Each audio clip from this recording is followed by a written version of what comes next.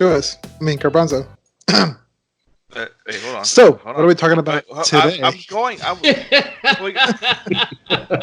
So, tell me, what are we talking about today? Say on Keepin the Geek Bros, episode 97. Right.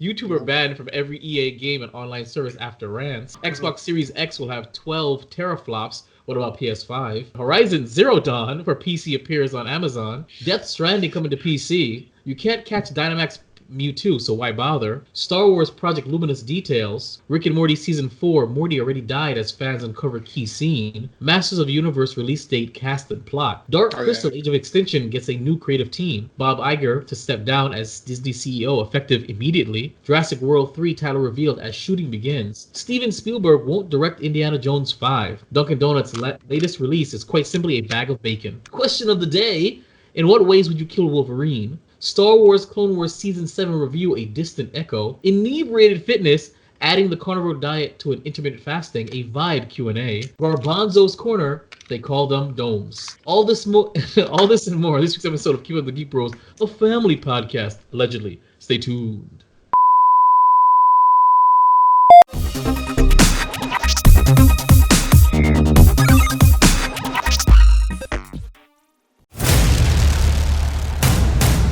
In a world where geeking out never looked so good,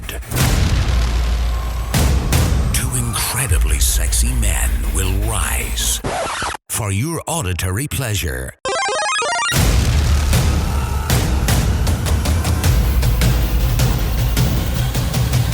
Here's your hosts, Keeping Up with the Geek Bros. Yes!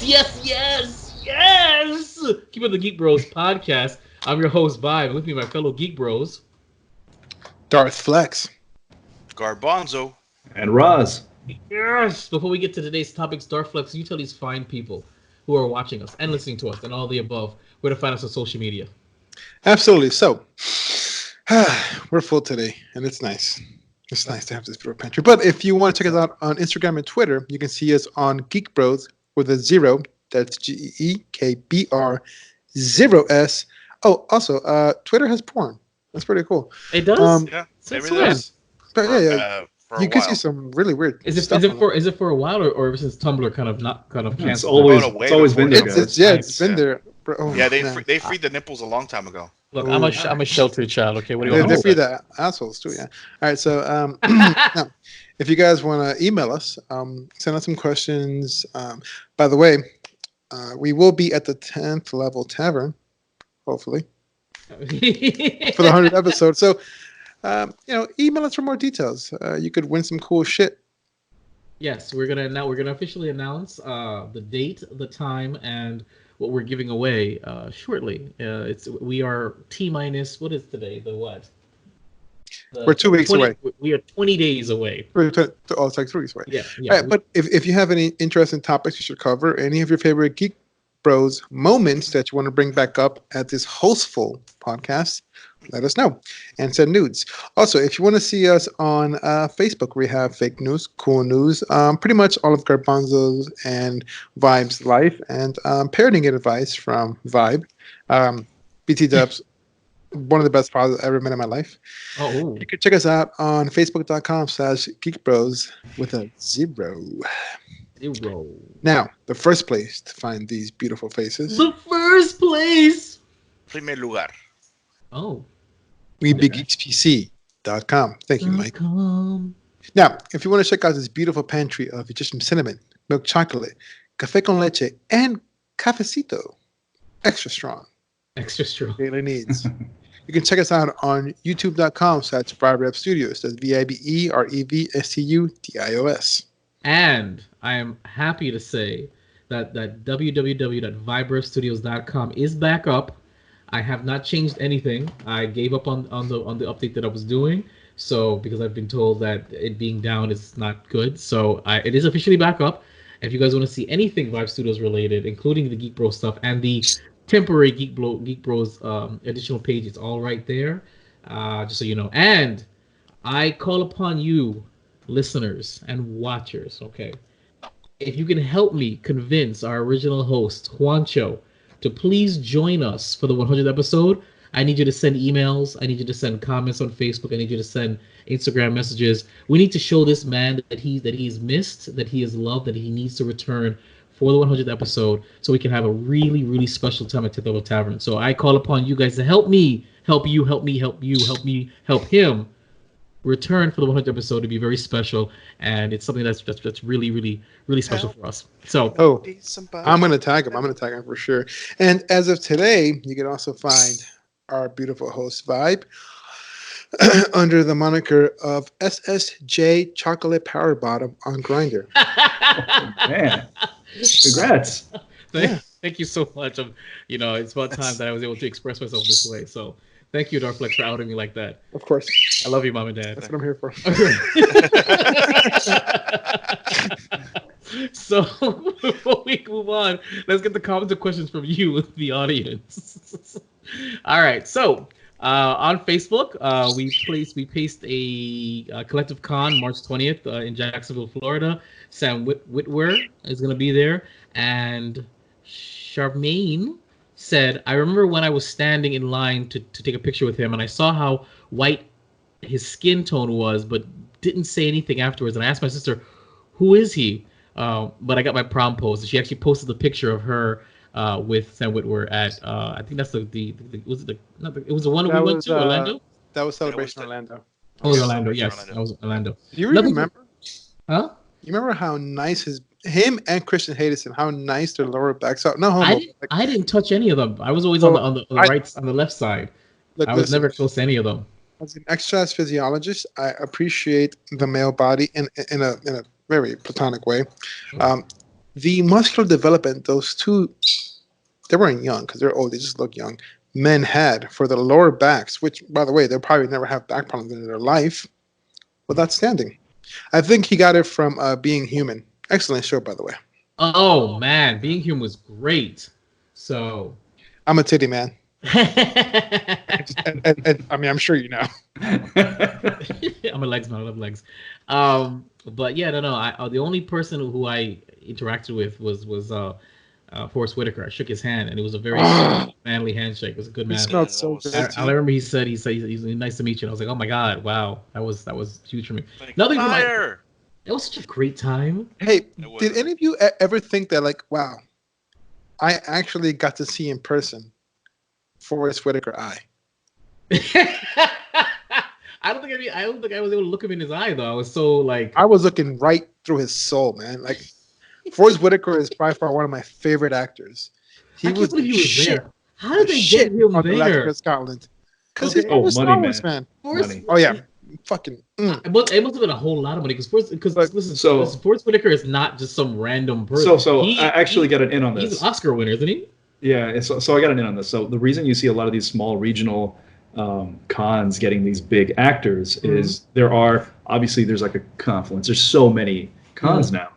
So these small cons will just pool their money to get one big name because that name is supposed to be the draw. That's why you'll see like, the Comic Con of, Topeka, Kansas, and Forrest Whitaker might show up there. It's because they pulled out, and then the rest of it is like, like the B and C people, right. Oh, this guy wore a lizard suit, 35 years ago. But you know what? That's one thing I appreciate about Celebration. They had everything. Because yes, they had Forrest Whitaker. They had Admiral Akbar's puppeteer or whatever, but they had people like, I mean, even though you didn't get to see him, he was there. You saw Harrison Ford. Mm-hmm. We saw Jon Favreau. Yeah. Like, that's pretty gangster. That's big stuff. I do appreciate that about Celebrations. They have the little and the big. Yeah, also a Celebration. It's not a small con, relatively. I mean, this is totally off, but we've been to 2 celebrations together, Garbanzo and Flex. Now, we've had some good times at both of them. Which one do you think was out of the 2? Because I know you guys been to 3 or whatever. Out of the 2, or whatever. Yeah. I mean, listen. But anything pre Vibe is nothing to me. So, which one did you guys think was the best time? Because I've always been thinking about this for the last couple of months. So, I have a 2-tier question. So, okay, not question, answer. For me, it's very hard to beat the moment that me and Garbanzo were in line on his iPad, and for the first time in the world, we saw Han Solo walk into Millennium Falcon and say, "Chewie, we're home." Listen, I cry for very little fucking things, very little things, but that moment, wow. But that moment didn't happen. That's pre-vibe. I know. That's what I'm saying. So okay, so I said I didn't say the best. I said out of the two that we okay. Which one was a better adventure or a better trip for you? So trip. Well, Orlando, no, for obvious reasons. But the best celebration, I would have to say, for the Geek Bros, had to be the world premiere of the Rise of Skywalker trailer. Okay. That shit was fucking amazing. Not just the trailer itself, but seeing Ian McDermott come out and saying, roll it again. Oh, that was great. That was great. So it's hard. They're both amazing because honestly, the tribute to Carrie Fisher was probably by far one of my favorite things to have ever experienced in person at any convention in my life, because that is my princess, my queen, and right. And Harrison Ford was there, to give his goodbye, I guess, so to speak. Right. To the world. Bonzo. I want to say that it's kind of hard for me to pick between the two for me, because it really was absolutely amazing being part of the, I guess you could say, like those big moments. Sadly, but my time my time was cut short with the one in Chicago. Sadly, because work and stuff. But I think honestly it was just that moment that we actually got on stage and we did a live podcast, having a room full of people, and I was looking out, I was thinking hey, maybe we'll get 5 or 6, and no, we had a good, we had a really good crowd. They kind of piled in at near the middle of it. I was just like, I don't know, maybe because we were, or maybe it's because it was too cold outside. I don't care why they were there. Yeah, people showed up. People had a good time. Took pictures with us. We got a new following that weekend. I got to take I was walking around in a Chewbacca onesie for no reason whatsoever, except that why the hell not? And no one judged us for just some of the stuff that we thought about or anything like that. It was very open. But that moment with Carrie Fisher, and also, but the Orlando for me has a very special connection, because actually that's kind of when me and my wife started actually seeing each other. Actually, that was one of the turning points for us. Was actually that celebration. So I have 2 very amazing moments, and then also got a chance to meet Carrie Fisher and Mark Hamill in the previous one that doesn't exist in Vibe's Eyes. No, it doesn't exist. But like I said, every single one has a moment for me, and I'm gonna be really kind of sad that I'm not going to this the new one coming out, the next one this year. Wait, what? Yeah, man. You're not going to California? I don't think I'm gonna be able to, bro. When did you have this conversation with us, the Geek Bros? Since we're trying to do another panel again. Wow. I know. I drop this bomb on randomly on this podcast before the 100th episode. There's a lot of things in the works, but like I said, that's for me. That's if I can pull it off, it'd be awesome if I can. I'm gonna stop you right there. As of right now, this is something we need to discuss off air. But for me, you know what? Chicago was amazing. Cooking for you guys was fantastic. That was a lot of fun. You can't beat the rush and the absolute anxiety that I felt up there with you guys hosting a live podcast.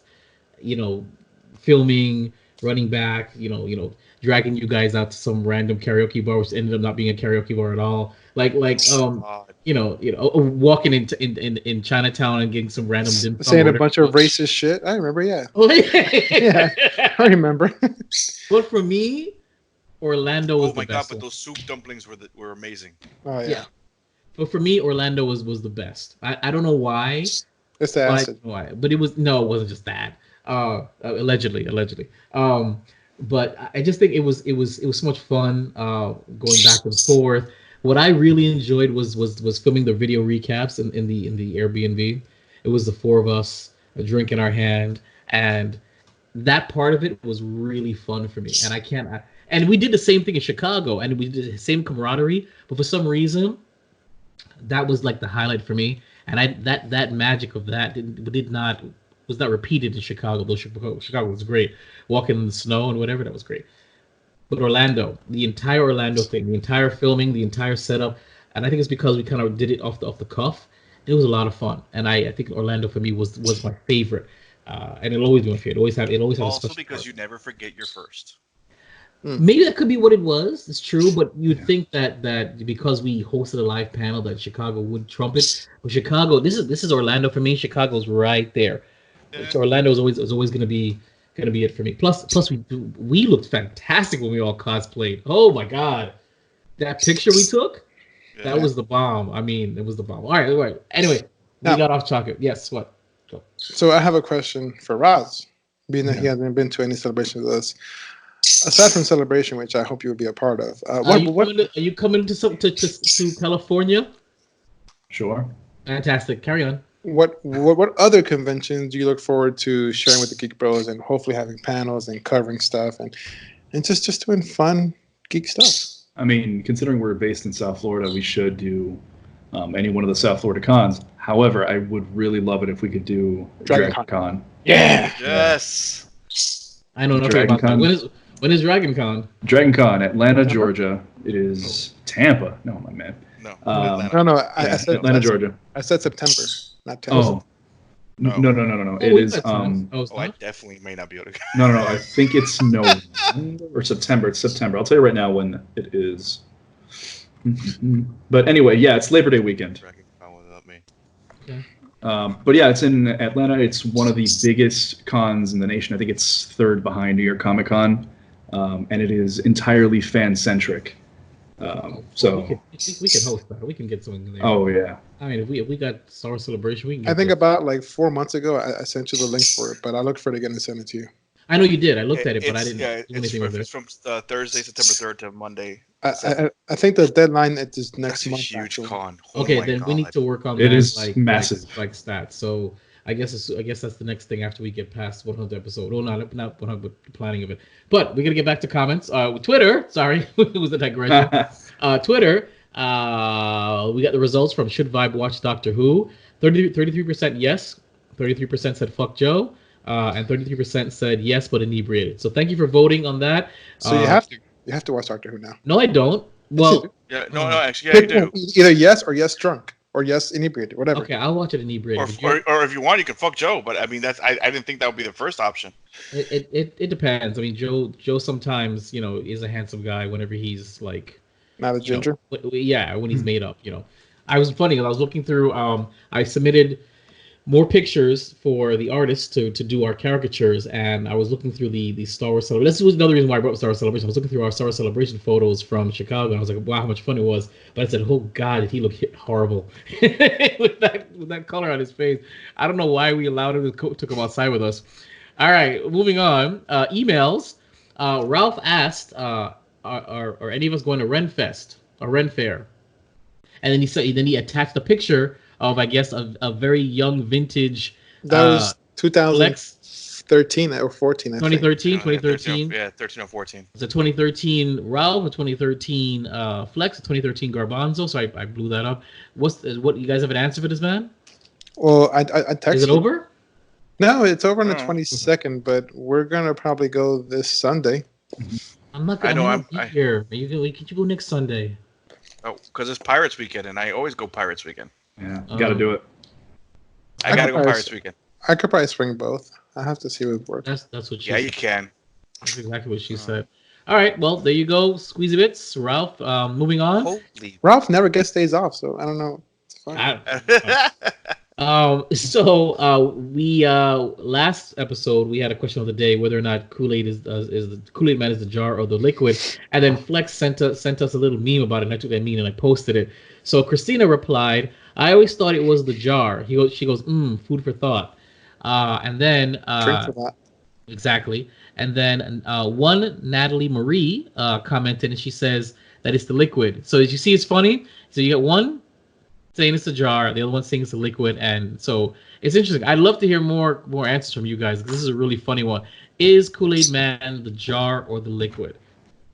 Answer us. Email us. Is Kool-Aid Man a woman or a man? Oh yeah, no, that's a man. So which? What does it identify as? What do you think? Yeah. An attack helicopter. Non-binary. A jar of Kool-Aid. Jar of Kool-Aid. That's hot. Yeah. All right. Gents, anything to report?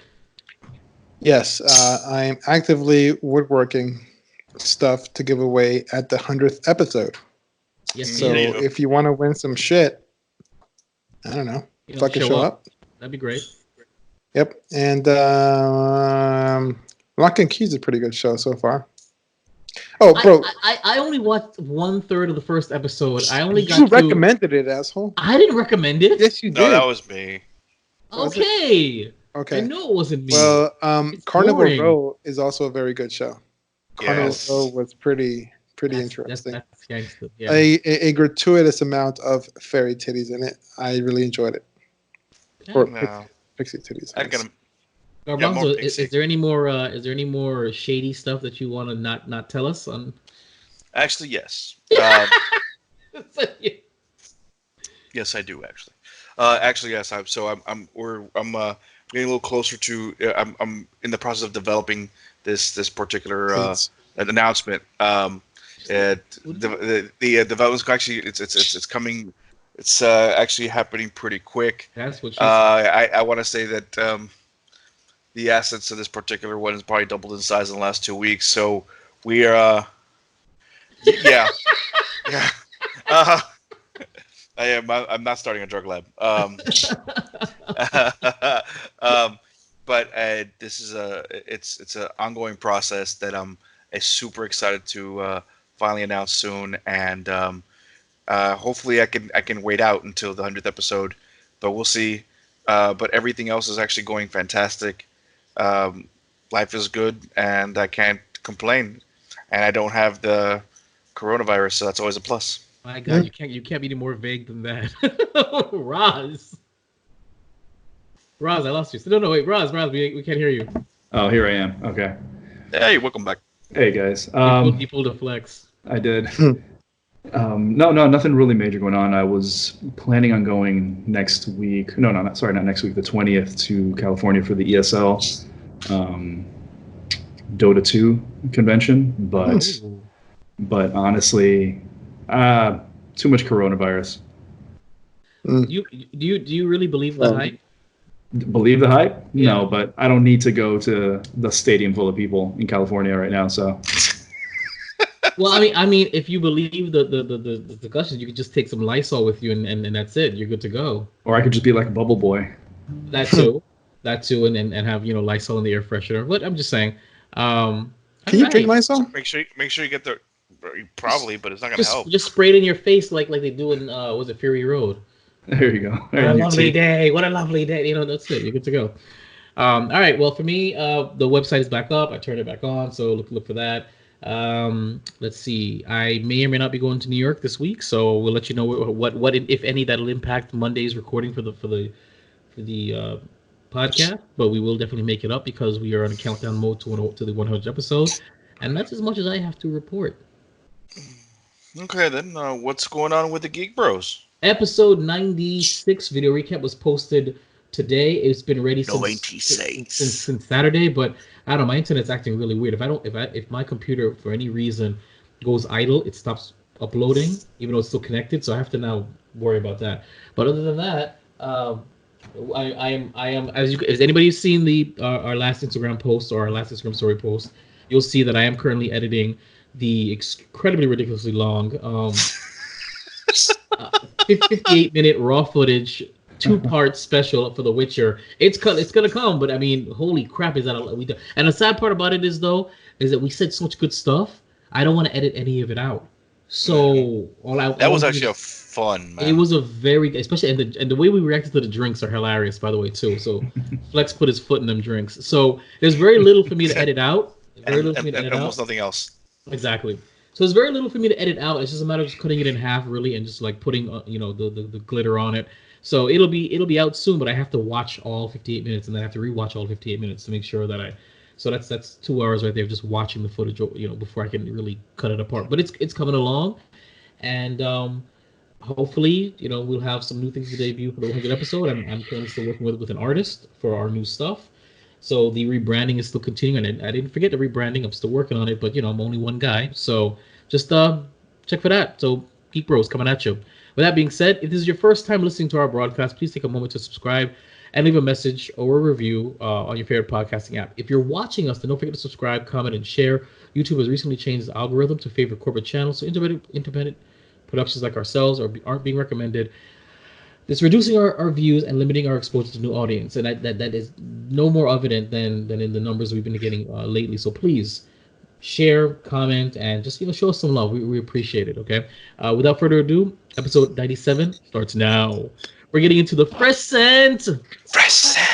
What's new in the video game world? Video games out this week, brought to you by Darflex. Damn! I closed it. It's crazy because it's been pretty. I don't know. Maybe my source sucks, but it's been pretty sad these past couple of. Is it because it's the beginning of the year? Nobody really buys games in the beginning of the year after the holiday season, probably, maybe. And everything got postponed until the end of the year. Holy shit! That's very true. We need to stop for some reason. It's not coming up. Okay, so the battle for Azeroth continues. Yeah, sure. Okay, so okay. Yes, so. With really, there's nothing really going on in the world of Warcraft other than you still can't fucking kill people whenever you want to. You have to ask for permission to fight them in PvP, unless you're playing Classic, and even then it's like, But Roz, have you played Reforged? No. So I know last time we spoke about it, you said it was doing pretty bad. Could you come back and elaborate on that once again? Because sure. Yeah, please. So the problem with Reforged was that they completely rebuilt a lot of the interface, breaking a lot of the connectivity that you could have with other players. They took out entire game modes. What was the other things that they did? They broke ladders, so it was difficult to create ladders. That's where you climb, either play other people that you play until it gets better. What else was it? The custom multiplayer games. The custom multiplayer games are out. You can't create maps that use any copywritten assets. So you can't make like a Goku only map. I know. No more Dragon Ball Z maps. No more Helm's Deeps. The thing that really pissed off people more than anything is any game modes that are created in Reforged are now property of Blizzard. Yep. Which has completely stifled creativity. That's if an example would be if Bethesda said anytime you create a new mod for Skyrim, it's actually ours. Which, why would anybody create mods? Have you ever used the mod like the nude mods for Fallout or Skyrim? No, but I'm in support of them. They're pretty cool. They're actually really, really cool. Some of them are really detailed. Yeah, some of them are just a little over exaggerated too, which is kind of fun. Yeah, it's fun. Yeah, I'm still gonna get the game, just for the story, the campaign. What? Honestly, yeah. I'm not. I own the game already. Me too. I'm not gonna pay again. If you own it, don't buy it. Yeah, but the thing is, I already pre-ordered it and I haven't downloaded it yet. So it's just because I don't want to download it on my MacBook. I honestly just wanted to see what the campaign looked like. Really, honestly, I just love work. Yeah. I mean, now that I know that, they got rid of a lot of story elements to make it more like World of Warcraft. So instead of fixing things to reflect what the story was originally, they took out story beats from the campaign. I guess I would be much more pissed if this was $60. But whatever. One more thing, and I think this is the other thing that really pissed off people more than anything. It forced you to update your client if you didn't even buy the remake. Yes, I heard about that. Wait. Yes. Remember we said we have the old game, the original game. If you if you play it, it will uninstall it. It'll add the new one. Correct. It'll update. Yeah. That's what I'm saying. I have no idea why you bought it. If you own it, It was, Hold on. So you cannot play the old game anymore? No. You can play the classic version, but it's not none of the old stuff from the classic game is it updates. Yeah, completely. You cannot, even if you have the old game, you can't play the old game the way the old game was. It auto updates. Yep. I don't understand. So you install the disc. Let's say you have the disc, or you download it from the client. Because if you go to Blizzard's site, battle.net, and you upload your key, you get a copy there that you can download whenever you want, whichever way you do it. If you download Warcraft 3 Classic and install it and update it, like it will self-update, it will download all the new assets and make all the changes, turning it into the refreshed version, the reforged version. Mm-hmm. That's what I'm saying. I don't know why you bought it. Why would someone load a pistol and shoot themselves in the foot? Because people like Chris Metzen are gone from Blizzard. All the people that originally made Blizzard what it was, are gone. Nobody that worked on Diablo 1 or 2. It's because of Activision. Is it absolutely Activision? Everybody that worked on the first 2 Diablos, gone. Everybody that worked on Warcraft 1, 2, 3, gone. Everybody that worked on the Lost Vikings, gone. Wait, so who's writing the stories now? Somebody else. I don't know the guy's name. Like I said, I don't care. Kathleen Kennedy. So this Kennedy. This is not a question for Vibe because, but who enjoyed the Warcraft movie? I thought it was alright. Yeah, I liked it. I mean, it's an adaptation, right? So it was passable. I like the way it looked. I love Durotan's character. I wish I could look like him, but I can't. There's not enough steroids in this world to make me look that way. But I enjoyed it. I mean, obviously, it wasn't the same story. The ending was completely different, but I did enjoy that movie. I think Duncan Jones didn't do a great job adapting it, but it could have been better. Definitely. Yeah, I think more to the point is we didn't need a live action movie. Blizzard and their in-house animation studio is stellar. It's like amazing, the best in the industry. Amazing. They've been dying to make a movie. Obviously, if you watch any trailer that they make, it's like they're desperate to actually make a feature film.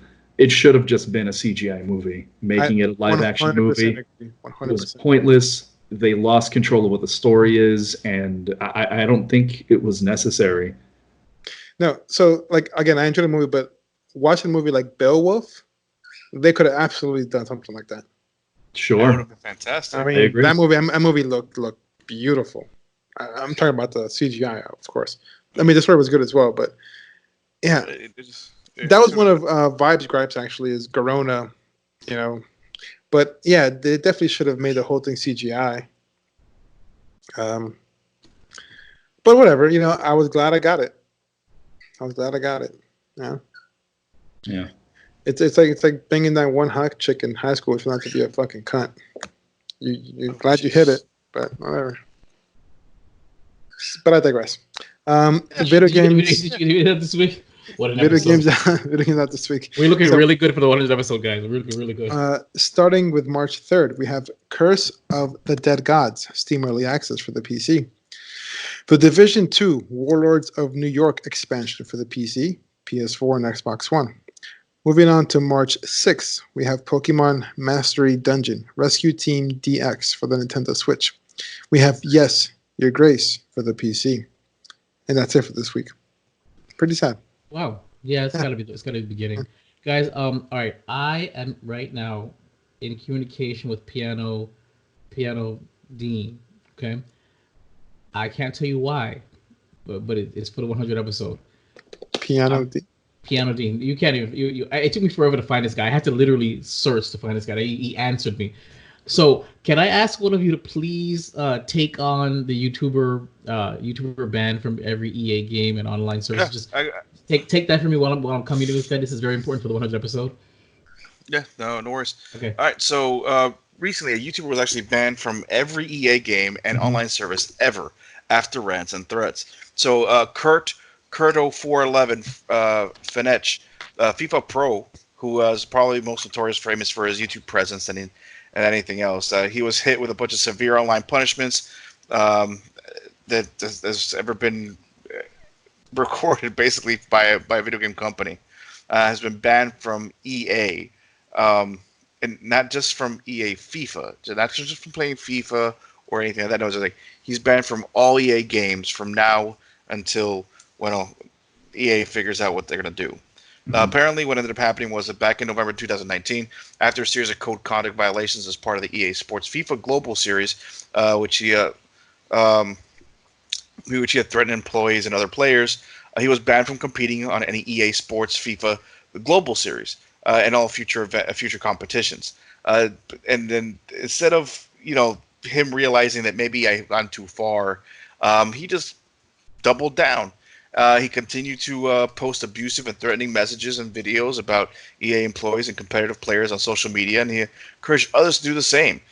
His messages have crossed the line in decency into a very personal attacks and a breach of terms of service. So now, EA is not going to tolerate it, and as a result, today, Kurt O 411 EA account is banned from playing any game due to repeated violations. Now, you know what do you guys think in referencing to EA's response to basically this guy going way too far, apparently? Well, like we've covered stuff like this, similar stuff, not exactly to this degree, but in the past before. Again, whether or not you think it's wrong, they have their terms and conditions. I mean, you either follow them or you don't. And if you don't follow them and they decide to give you the boot, what is your argument? I mean, it can't be that, I didn't read it, because that's still your fault. So, I mean, again, it's like, Blizzard, why are you shooting yourself in the foot? I think he got exactly what he deserved. And a lot of people are saying, this is free speech violation. This is not. It's not a public forum. This is Electronic Arts, a company. You chose to break their end-user license agreements and their terms and conditions, so you're off the service. I see no problem with this. I 100% agree. It's the same way you can get banned on PSN or Xbox Live for being a dick. Yeah. Yeah, absolutely. I mean, rules are rules. I mean, that old saying, rules are meant to be broken. Okay, sure. But if they're broken, there's still consequences. Exactly. You can't expect them not to apply to you. Yeah, you can do whatever you want. Just understand that the consequences are still going to apply. Yeah. That's a big thing for me. And apparently after he got banned, apparently he has a bunch of followers that ended up going around and actually hacking employees' accounts on Twitter. Oh yeah. And just causing all sorts of mayhem. It's just I don't really get it. Yeah, just really cementing the fact that the guy's toxic and his followers are toxic. Agreed. Agreed. So everyone here is basically on the same page that Vibe's a cuck and we should be continuing. No, sorry. Kurt, not Vibe. I apologize. I misread. I was misread. I was just making sure you're paying attention. Kurt. No. He's just complete little. He's just a whiny crybaby who just who went too far and then instead of realizing he made a mistake and adjusting it, decided, hey, I'm gonna go all in, and now he's stuck. Never double down. Well, I mean, if the guy feels like he's justified in his stuff, I mean, he's not. Says who? Says the end user license agreement. No. Justified in his complaints. No, in no way am I saying that he's justified or based upon whatever agreements are. That is their right. Of course, we've had this freedom of speech conversation before. At what point is freedom of speech negated to user agreements from these companies? It doesn't matter. Are they allowed to do that? So, yeah, they legally are. Right. Since it's not a public forum, there's no expectation of freedom of speech. Like they can regulate the speech however they want in their games on their forums, like full stop. Correct. Exactly. But do they want to be known as somebody as a company that's censorship? Blizzard got in trouble for that for censoring for the China thing, and they had to work. And they had to. There's a. Go ahead. No, but you make a very valid point. I want to thank you for bringing that up. See, that gentleman was silenced for speaking out against cruelty to others, where this one was inciting cruelty to others. Yeah. This is the equivalent of them banning China, not the kid. Yeah, there's I don't think we can conflate the two issues, like you said, because one is a corporation punching down and stamping out, the expression of essentially an underdog. The other one is a corporation punching down and stamping out somebody who's actively harassing and verbally attacking their employees. And actually and trying to incite harm to others. Yeah. You know what? And this actually makes me realize the perfect reason why Blizzard, regardless of how many C words and F words I use, will not let me kill somebody on the retail server, because PvP is now not an option. It's a request. So I get it. I should not kill innocent players and harm them. Oh my God! Did we just see a full turn? Is that it's like segue. Hey, his heart grew just to bring you up. I'm used to the old World of Warcraft rules when you didn't have to switch PvP on your name icon. Yeah, you could just pick a PvP server. If you see somebody from another faction, you kill them, right? Absolutely. Now you have to have PvP switched on. I've resorted, and it's hard because my orc does not speak human or basic, whatever the common language. So I can't go up to somebody and say, "May I please fight you?" Even though I've sent them snapshots of me saying, "May I please fight you? May I please kill you?" And they just laugh at me. So I get like updates from the zone defense says, "Oh, Razor Hill is under attack by the Alliance." Okay, I'll go. I get there, can't attack, can't defend. I just watched them kill all my NPCs. But whatever, it's okay. It's okay. It's okay, Blizzard. It's okay. See now that's a little broken though. I don't know. I think maybe they should rename the game from World of Warcraft to I don't know. The World of Cucks. World of, I don't know, consent, I guess. I don't know. Permission. World of consent. Well, I mean, it's literally.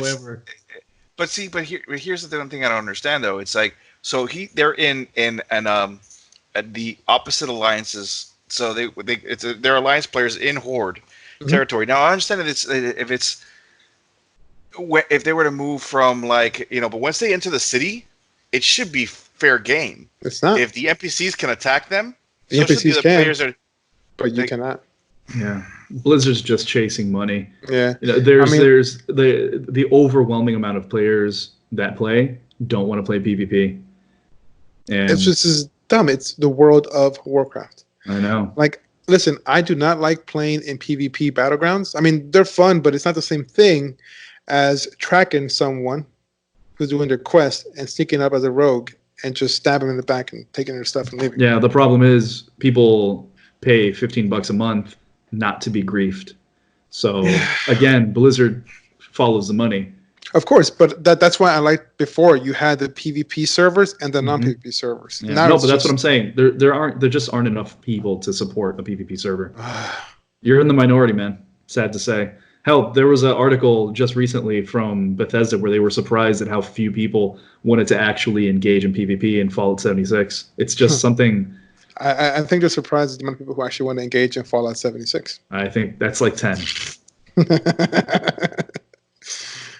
Yeah, I'm actually pretty pissed because I've actually purchased the game when they had that sale going on at the for New Year. I remember. Yeah, I can't sign in. It says that I don't own the game.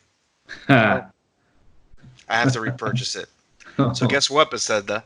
You're not getting another penny of my money, and I'm never going to be playing another Fallout game unless someone wants to give it to me as a gift.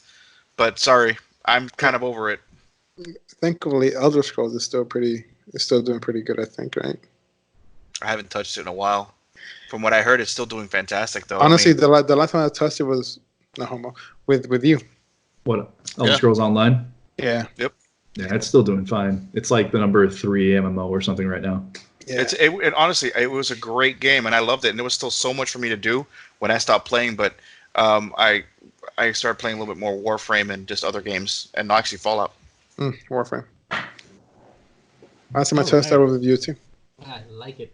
I think we're going on more tangents in this episode than we probably ever have on the other one. Yes, because you're busy. Go ahead. I'm not busy. No, you guys have a script. Right. Okay. Well, an outline. So, okay. I got it. I'm good. No. You're no longer needed.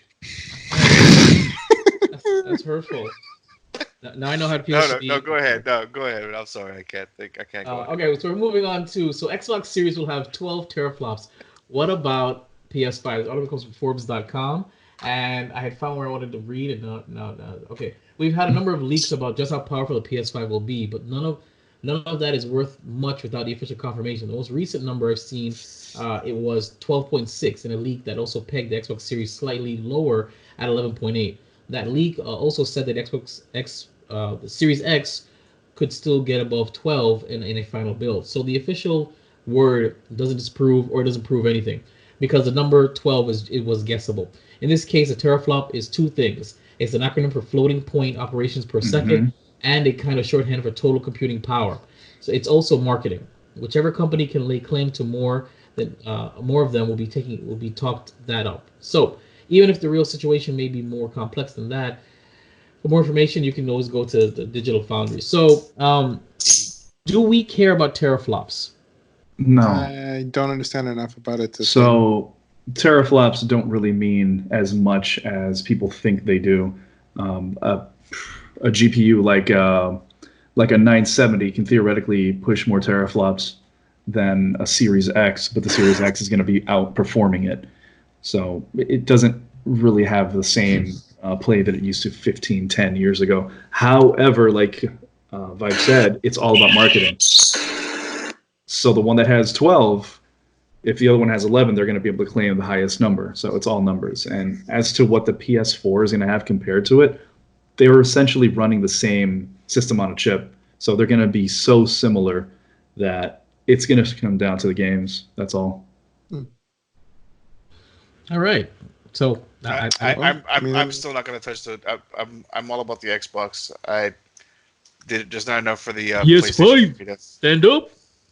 Yeah, sorry. It's not enough for me to draw me in to buy both. I just get both. Yeah, me too. I just get both. Well, by me, I mean my girlfriend's gonna buy me 2 systems. As long as I keep giving her money to do her nails and stuff, she'll get me 2 systems. Aww. That's what love is about. That's what love is about. Compromise. Or yeah, is that compromise or is that just mutual rewarding or whatever? I'll be honest. Yeah, I've actually since I met her, I haven't bought any of my systems. She just gets them for my birthday. So sweet. Oh, that's awesome. That's so sweet. Yeah. The only gifted system that I ever got was this random Xbox I got from these 2 people that I know. Really good. Really good. All right, so we're moving on to Horizon Zero Dawn for PC appears on Amazon. This article comes from PCGamer.com. PlayStation 4 exclusive Horizon Zero Dawn's PC port has appeared on Amazon France. Now, I didn't know Amazon had different regions like that. That's cool. Following rumors that it would be making the leap to other platforms. Spotted by Reset Era, the listing is very sparse. It just has the name, the publisher, and the platform. The absence of any details, screenshots, or box art suggests that this is probably Amazon France hedging its bets. And Amazon listings aren't always accurate indicators of games announcements. The evidence is mounting, however. So, I know nothing about this game, but I put it here because, I'm diversifying our topics. Anybody else has a comment on this? I mean, go ahead. No. I don't know about the game either. It's been rumored for a long time. The developer Guerrilla Games has been posting job openings saying that they want PC developers. So, the fact that it's coming out is expected, and the game engine was the same one used for Death Stranding, which coincidentally, if you don't mind, I'll roll into that. By all means, Death Stranding coming to PC, yes. Roz. Boom. Death Stranding confirmation. That's a transition. We haven't done that in a while. Yeah, Death Stranding was confirmed today. It's coming out, what was it, June 2nd? Yeah, June 2nd. So it's going to be out on Steam and Epic Games. So the fact that both of these games use the same engine, lends a little more credence to Horizon Zero Dawn being on PC sooner rather than later. Okay, but Death Stranding. We had reviewed that trailer. Sure. We did. I forget. What... I played it. You did. Yeah. Oh man, can you give us just like a really quick review of it? Oh sure. Because the trailers were amazing, but I never understood. It is. But the reviews we had said it was a boring game. It was just. It is a remarkably pretty game. It's visually interesting. I don't think I've ever played a game that disrespects my time more than this one. Everything takes a long time. Everything can lead you to a fail state in such a way that you have to, for example, you'll be carrying a dozen things on your back. You trip on a rock, everything falls down. You have to slowly collect everything and then continue traipsing across the American countryside. The story is convoluted in the most classic Hideo Kojima manner ever. I'm telling you, I don't know if you guys have ever played a Metal Gear Solid game. I like Metal Gear Solid. I don't think Hideo Kojima is a good writer. I think he makes really good outlines, and then he should pass those along to an actual writer, because he writes like a 16-year-old boy who thinks things are cooler the more extreme they get. One of the characters in Death Stranding is called Die Hard Man. Do you know why he's called Die Hard Man? Does he look like Bruce Willis? Because he's hard to kill. Oh, okay. Like that's what you can expect when you play that game. So again, it's my personal opinion. I think it's an interesting game. I think the technology behind it is impressive, but it is astoundingly boring. And like I said, it does not respect your time. It expects you to just invest hours upon hours of your time for very little payback. One thing I did see about the game that was pretty funny is when you're in the room with Norman Reedus, if you keep staring at his crotch, he punches you in the face, or punches the camera in the face. I thought that was pretty funny. No, that's all. Pretty irrelevant. Just you want me to get you like a screenshot of that? I saw the video. Or of his crotch specifically. I'll send it to you. Like the actor or the character in the game. I guess your choice, man. Damn, it's a hard choice. Off screen. I'm coming in and out of these conversations because I'm still chatting. But that's basically it on Death Stranding. All right. Well, I mean, I'm never gonna play it, but I'm glad somebody did. That's what we're here for. I'm gonna maybe one day. Yay for you.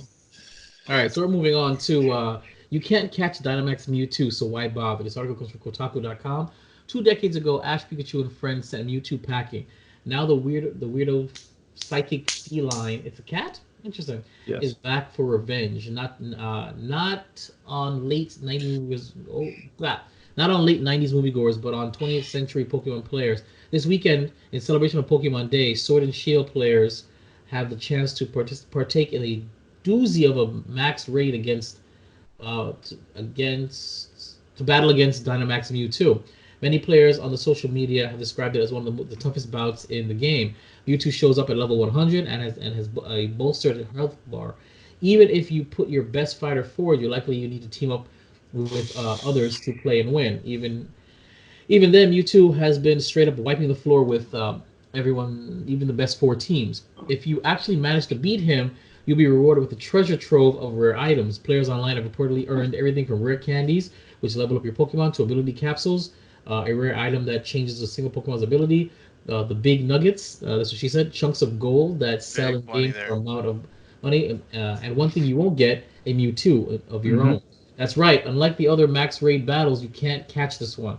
What gives? The Pokemon Company. So, I haven't finished Sword and Shield yet, but yes, all the Dynamax ones, you catch these big Dynamax Pokemon, and you get a big ball, and you just like chuck it. What?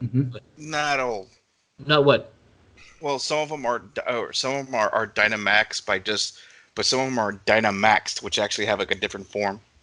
Oh, okay. Well, some of them are basically just like big versions of the same Pokemon, and some of them look different. Is what you're saying? Like the little ice cream one.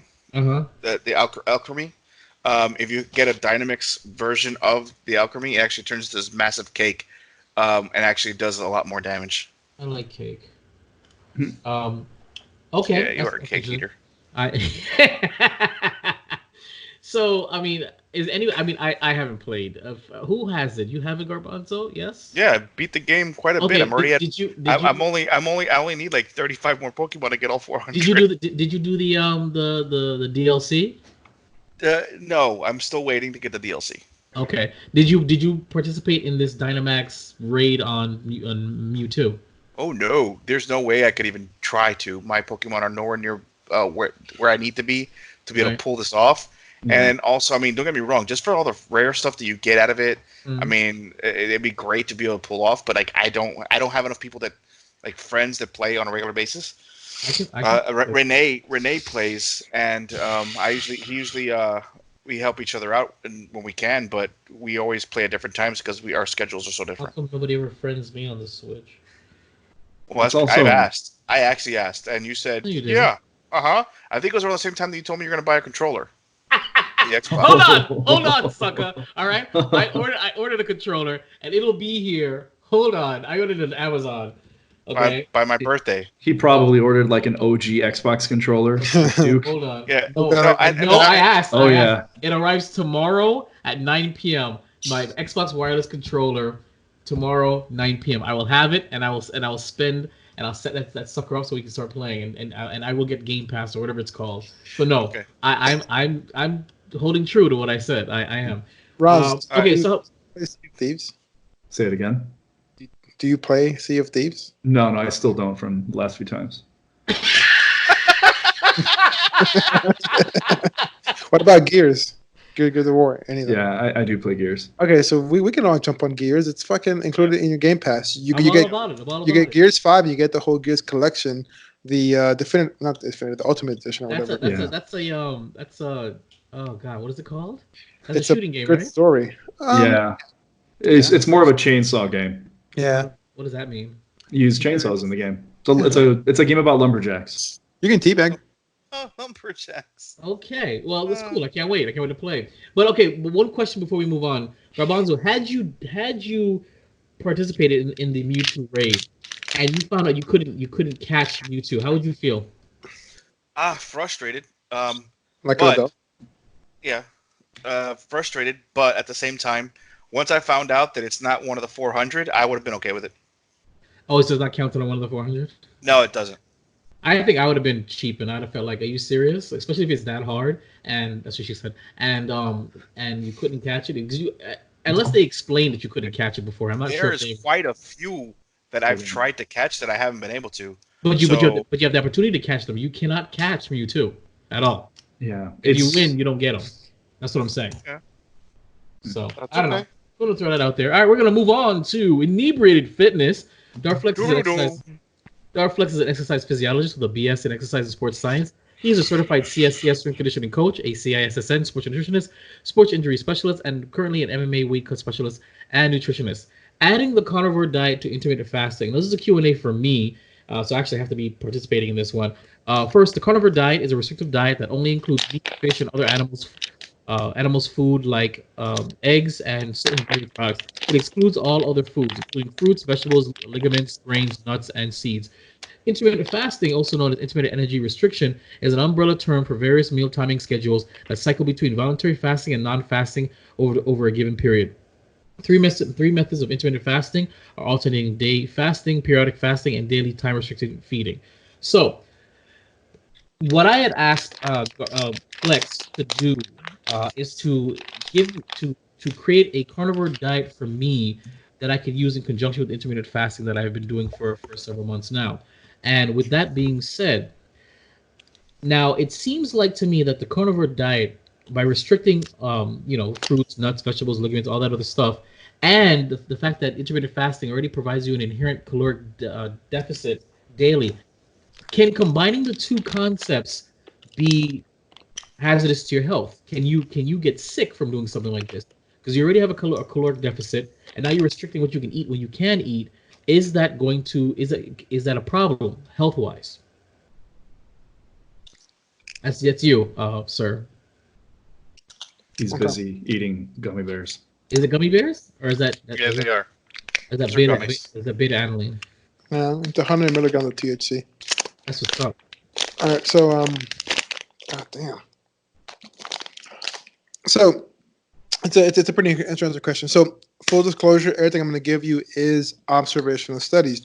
There is no significant data to actually support that this would work for a majority, right? Which, by the way, again, I will always tell you this. You can't really prove anything in a study because for you to prove it has to work for everybody, and that's not the case for almost any study. I guess you can prove that we need air to live, or oxygen, allegedly. But if you mix intermittent fasting and the carnivore diet, will you get sick? No, you won't. And you absolutely won't, because you're still getting calories in, and you're still getting a very good amount of nutrients in. The only one you'd probably be lacking is vitamin C, and even then, you could probably just supplement easily, without taking in carbohydrates like oranges, pineapples, and so on. So the carnivore diet is exactly as actually no. On the carnivore diet, probably for the first week or so, you're going to have explosive diarrhea. What? Why? You don't have to worry about fiber. Because unless you're eating like filet mignons or like extremely lean cuts, you're gonna take in quite a big amount of fat, animal fat, which, by the way, is not bad for you. Right. There's literally no proof against that. Mm-hmm. So, what foods can you eat in the carnivore diet? It's pretty straightforward. Carnivore diet: meat, fish, whole eggs, dairy, bone marrow. Very good for you. Good for your skin. A lot of collagen. And you can also be keto on a carnivore diet because you can take in, pretty large amounts of fat from things like salmon, which is a very good healthy fat. Omega-3s, omega-6s has a pretty good ratio. Heart and brain health, muscle development, and everything. Condiments, what can you use? You can use herbs, things like horseradish, mushrooms, like I mentioned in the last podcast when I sent you this article that you did not read. I don't remember that article, and I do need that again, so I can read it. Yeah. Okay. So, and you can use plenty of herbs. Thyme is a pretty in my experience as a personal chef. Yeah, that's one of my niches too. I cook for UFC fighters. Thyme is a very good way to add flavor when you don't want to use salt. But it's very good for pretty much bovine products or pretty much just red meat. Thyme, some onions, not too much, garlic, pepper, any kind of spicy pepper. So that's good. That's good to use.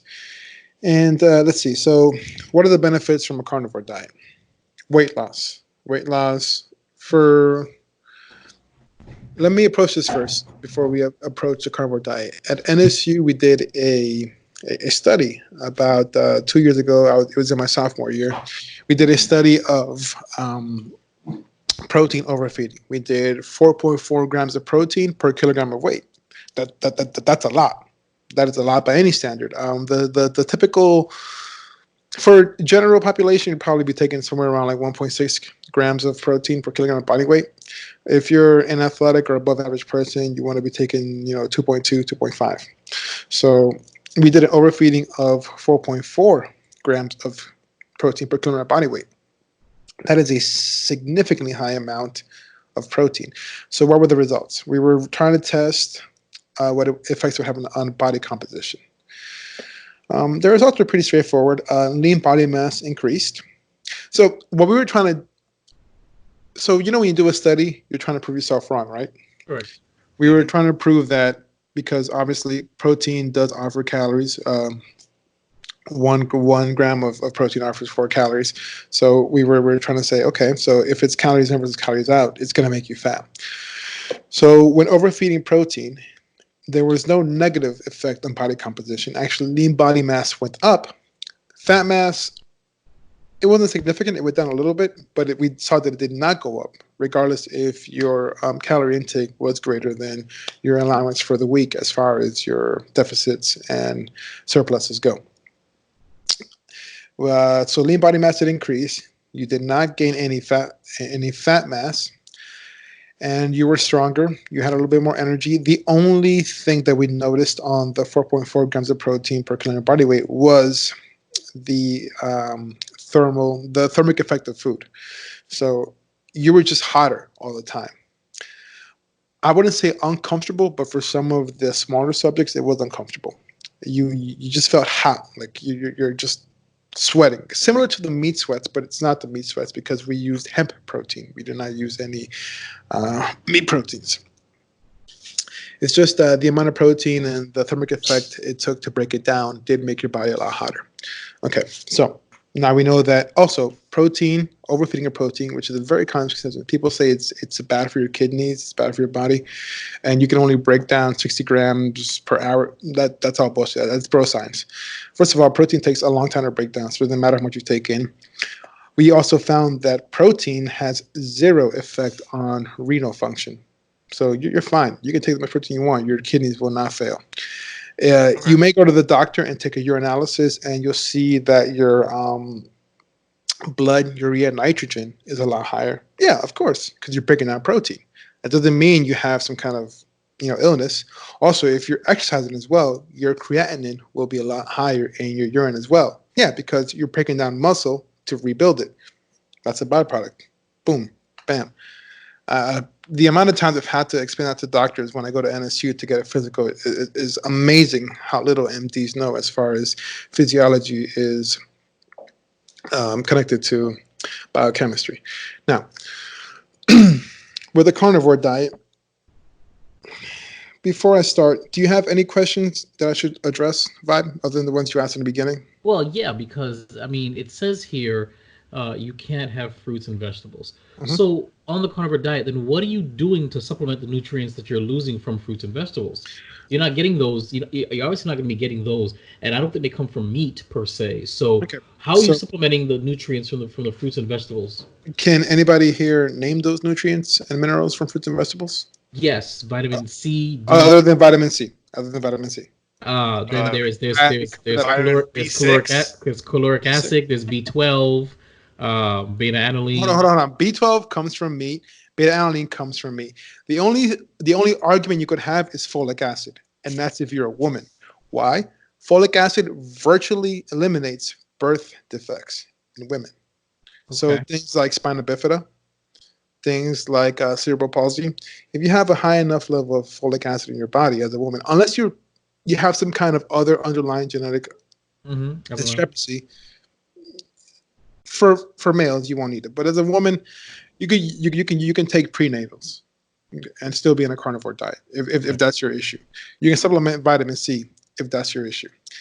And how much vitamin C do you think humans need, though, like for it to be such a big deal as far as being deficient in it? 85%. What of what? of your body's entire volume every day. Every day.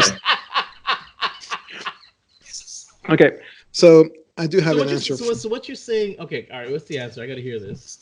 Because I have it written down here in my notes because I really wanted to get deep into this. That's what she said. Okay, you're saying something. We can't hear you. I just want you to know that. Why would anybody want to be on a carnivore diet? What's the upside to this? Okay, because you're listing all the ways that it won't kill you. Great, but simplicity. And again, this is observation. Like I mentioned earlier, none of this is proven because it won't work for every individual. Some people cannot have meat. In Texas, there's a tick that makes you allergic to meat. Fucking horrible, right? Oh, it's here too. Oh, well, yeah, but the day that touched me, I'll probably kill myself. Okay, so let's list the benefits. Well, actually, let me address the vitamin C question right now. Okay, so does the carnivore diet create nutrient deficiencies? Let me see. You get vitamin D from dairy. Okay, so they're not sure if you get enough vitamin C, which otherwise extremely easy to obtain while eating fruits and vegetables. In rebuttal, carnivore supporters make our argument that in the absence of carbs, your body may not need much vitamin C, thereby making small intakes sufficient. Like I said, you can supplement without having to eat carbohydrates. It's very easy to decarboxylate vitamin C from the actual fruit itself. Same way you do with marijuana. You decarboxylate THC from the carbohydrate. Yeah, but you don't get scurvy if you don't eat weed. Right, but you have vitamin C. You don't have to eat the orange. Mm-hmm. But even though, let's see, you can still take citric acid without taking in carbohydrates. I mean, it may not be natural, but if we're approaching it as a supplemental standpoint, yes, it's fine. Now, thereby make a small amount. Okay, so this one MD, which I'm pretty skeptical about, I typically don't trust MDs too much. says that he has speculated that the ketone beta hydroxybutyrate, which your body will produce when you remove carbs from your diet, replaces the need for vitamin C, at least in part. Okay, on a balanced diet, one of the vitamin C roles in the body is to form collagen. But Finney says that the amino acid you get from the large meat intake get the job done without it. Again, observational. It works great for some people. It does not work great for others. So this is really, we don't have enough data to support it, but you can try it. If it doesn't work, you can go back with it without any actual major effects on your body, really. You know, just like trying any fat diet, this is a little bit more functional. Now, the benefits is that it is very simple to do because you're just eating meat. You don't have to worry about sides, you know, rice, too many things, okay? Weight loss is going to come naturally because if you eliminate one macronutrient from your overall diet, that just generally cuts down carbohydrate intake. Caloric intake. So again, if you're trying to follow a intermittent fasting routine, just, you know, by default, it's going to reduce the intake of calories you take in, okay? Because now, instead of working with 3 macronutrients, carbs and protein being 4 calories per gram, and fat being 9 calories per gram, you're only worrying about the 1.4 and the 1.9. Okay, better heart health. This one, it's tough. I would say tread lightly. Here's one thing I will say. People, at least when I was growing up, especially in the Hispanic culture, saying that red meat leads to heart disease or cardiovascular disease. There is literally no study to support that. So that's one thing. Now, does it make your heart healthier? I don't know. These people think that it does, but again, they clearly state that there's still no clear link between consumption of saturated fat and heart disease and red meat as well. So again, in my experience, I've never had an issue with consuming red meat and my heart health. I get tested every like two months.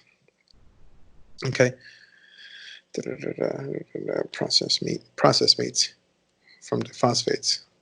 Okay, so let's see.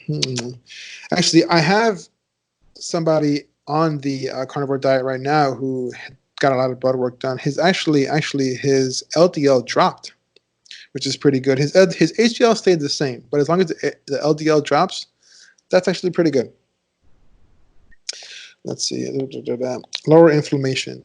This is kind of pretty obvious. Obviously, if you're not taking in things like gluten and grains and stuff like that, your inflammation will lower because things like bread or gluten-high foods or grains does increase the inflammation of the body, specifically the joints. You're going to see, again, like, observational, but typically you'll see a lot less stress on the knees, on the elbows and fingers. Let's see. Higher testosterone. This is also observational. The one common thing I hear from a lot of athletes is that they get mega boners from the carnivore diet.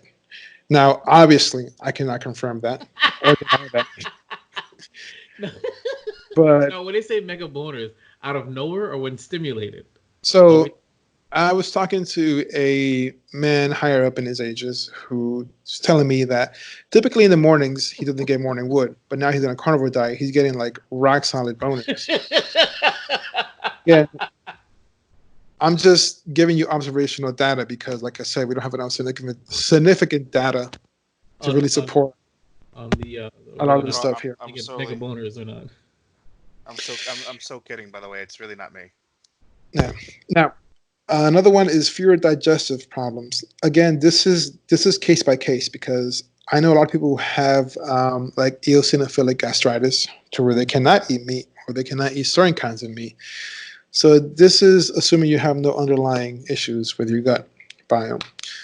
So, I mean, I guess if that's, I guess it sounds good, I guess. I mean, honestly, for sure, I think you're going to have a problem shitting, whether it's diarrhea or shitting bricks. But eventually, I mean, yeah, it's funny, but this is I'm so sorry. Wait, so it's either going to be just like liquid torrential out the back, or just like solid dunks chunks. Where it's gonna, or so it's either that it's going to rip you in two. Well, It depends on the kind of meat you're consuming, right? It sounds like a fucking disaster for your ass. Just fucking eat your vegetables is what you're telling me. Honestly, I agree. I prefer an omnivorous diet, but any diet you do, if you're not doing it properly, you're gonna have that digestive, not issues, but different digestive functions. If you eat a lot of fatty, if you're eating pure prime ribs, you're probably gonna shit fine. You're gonna shit. But if you're eating filet mignon, which is like 98% lean, you're probably gonna shit a fucking beer can out of your ass. You know. But if you're eating fish, then you're more than likely to be fine. You're not gonna shit blood. Oh god. Just eat your fucking salad, guys. Yes, I actually agree with Roz. While the carnivore diet, I like it for a cyclic diet, but and supposedly it is sustainable, but I wouldn't do it permanently. But apparently it is sustainable if you do it properly. Now, increased mental clarity. The only thing I can say about this is the brain loves ketones. If you're following a carnivore diet which puts you in ketosis, the brain does enjoy ketones more than it does enjoy carbohydrates. But again, that's case by case, and it might give you a fucking migraine like every day of the week. Again, I mentioned simpler dieting. Look at Roz. Migraines and anal leakage is what you're telling me. God damn. So here's the thing. I'm excited. Meat on a stick. It's gonna be the best shit of your life. See, Roz's head shake. This is very subtle. It was just. I'm glad because as a nutritionist, this is my biggest issue. Is okay. People understand a diet. Okay, carnivore diet. I'm just gonna eat meat. Okay, it's a lot more complex than that. Or vegan. I'm just gonna eat vegetables. It's a lot more complex than that. Vegetarian. I'm gonna be lacto-vegetarian. I'm gonna eat vegetables and milk. A lot more complex than that. You have to make sure you give your body what you need. If you're on a carnivore diet and you're cutting out carbs and you start getting migraines, here's a simple trick. Add more fat to your diet. I would specifically recommend MCT oil, not animal fat. Animal fat's great, but for the migraines, MCT oil works miracles. Also, MCT oil, which is medium chain triglycerides, helps break down fatty acids and takes it to the liver to be broken down and used. So, okay. And taking shits, just make sure that the composition of the meats you're eating fits your body. If you see that eating too many lean meats are making you fucking tear your asshole apart, maybe eat some more fish. Maybe eat some more chicken thighs. Maybe oh yeah, oh my god, yeah, dog, some pork belly. Ooh, you get some pork belly, get that fat in there, and then you can literally lubricate your fucking asshole and shit out a nice nugget. Just. But if you eat just plain lean meats, by your third month, you're gonna be shitting like this. So, family podcast. I want to remind everyone. A family podcast. I know the way I described it is pretty comical, but it is actually, if you understand your body and understand how to properly structure the diet, it's pretty simple, just like any other diet. Being a vegan doesn't mean just eating fucking lettuce. Being a carnivore doesn't mean just eating lean meats. No, you have to understand how your body reacts to you. You have to understand why you're eating. When it comes to diets, you should be eating for a purpose, not for pleasure, or not for simplicity. Even though this is a very simple diet, you need to understand that you'll still need supplement. You can still have mushrooms. It has a high amount of protein, and it's closer to the animal family than it is to plants. And it's going to help with many, many, many, many, many other things. And you're still going to have to make sure that you're taking in enough calories to sustain your body. Again, any diet seems silly when you break it down to what it truly is, but if you structure it for your specific body, it works just fine. Except for, Herbalife. Fuck them. Understood. How am I going to make that money on the side then? Drugs? Oh, I think Amway. Amway. Nope, not going to. But right, well, thank you. Unless you have any other questions for me. No, actually, you pretty much got it. So, all right. Well, I'll ask you this off air when it comes, because now you've given me food for thought about whether I want to add this or not, and we'll go there. We'll go further. All right. Well, thank you, sir. So if you want to, Ask wants to ask some questions. Amen. Thank you, sir. If you want more fitness and nutrition tips, you want to see some of the sweet UFC posts, and this man has got some sweet UFC posts. He is legit. Then follow him on Instagram. That's Darth_Flex, DAR_FLEXX. We're gonna move on to the return of Garbanzo's Corner. I think we've been without this for a month or more. Yeah, they are really? called. No, it's like 2 weeks ago. I had a little. Did you? Yeah. I don't think so. I'm pretty sure you didn't. I can go back. I haven't put a Garbanzo's Corner on there. Oh my God! Whatever. Fine. The return of Garbanzo's Corner. They are called domes. Take it away, sir. All right. So as everyone, as I've mentioned before, I'm a huge pop collector, and I like collections in general. And no, I literally I have 200 pops. So yeah, it's not alleged. Sadly, it's an addiction. Show us the receipts. That works too. So that being said, recently I actually came across that a close friend of mine actually was like, I know you like these, so check these out. I know you like pops, so check these out. And they're actually called domes. They're actually by a company called Jazzwares, and they actually have. It's the cool thing is that one, they're actually not as big, and they're actually they're not as big as the pops, but they're actually all stackable. This is some of the My Hero Academia ones that I picked up, and then I have a couple Disney ones as well. But they have a bunch of new stuff coming out, but they're just it just keeps on growing and growing.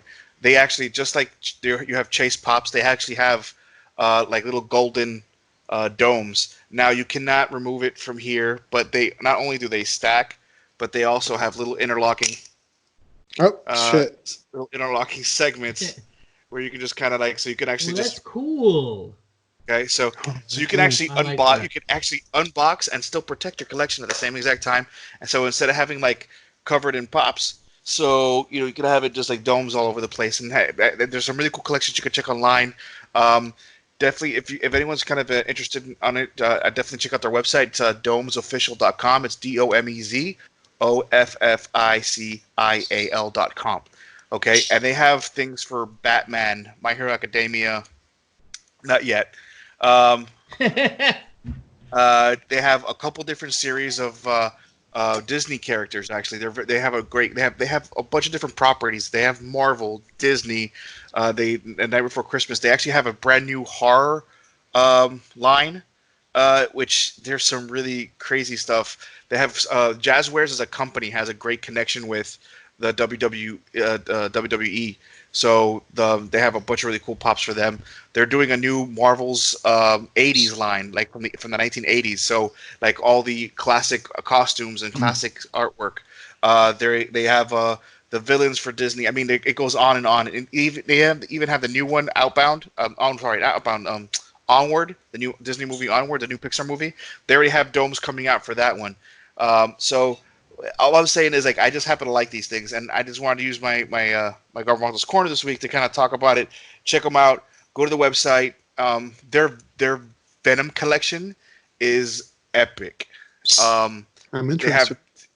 It's for I know that I'm a huge Venom fan. I'm gonna try to start getting my hands on those for coming up very, very soon, and you can actually catch them in a couple different. I think you can catch them at GameStop, Walmart, Target, Walgreens, Hot Amazon, Topic, Five Below, Amazon. Five Below? Yeah, so basically anywhere you can find pops, you can find domes. And Jazzwares also has they're one of the biggest retailers for Fortnite items. So those for Fortnite fans out there, they got a bunch of Fortnite pops. Fortnite domes. Correction, Fortnite domes. Avengers one looked really good. I'm looking at the. Dude, I'm telling you, their stuff is really cool, really, really cool. So I just want to make it very clear. I just want to make it very clear that we're not endorsed by any. No, absolutely not. No, this is actually just something I actually like. I just, as a collector, I like it, and I just wanted to mention it. Do you think that this is a Pops killer? I don't think Pops is. Thing is, you have to understand when Pops first came out, it was like a little thing that people were just putting on a side. But I think that I don't think anything's going to be a Pops killer because it's just like same thing. It's just there's exactly. I think there's way too much momentum right now with them. I agree, but I'm looking at these things, and these things are really, really, really, really nice. Well done, dude. They're very crafted really well. Wow. Quality is so much better. Much better. Yeah. I mean, the Pops is cute, but this is legit. But these are legit. like the biggest issue for me with Pops is that as much as I love them, there's like 6 or 7 different variations for one figure, which is whatever. Sometimes that kind of annoys me. But the fact is that I have to keep them in the box.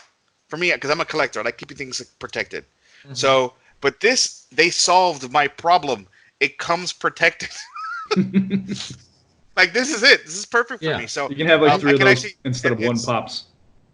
Actually, technically speaking, you could do 4.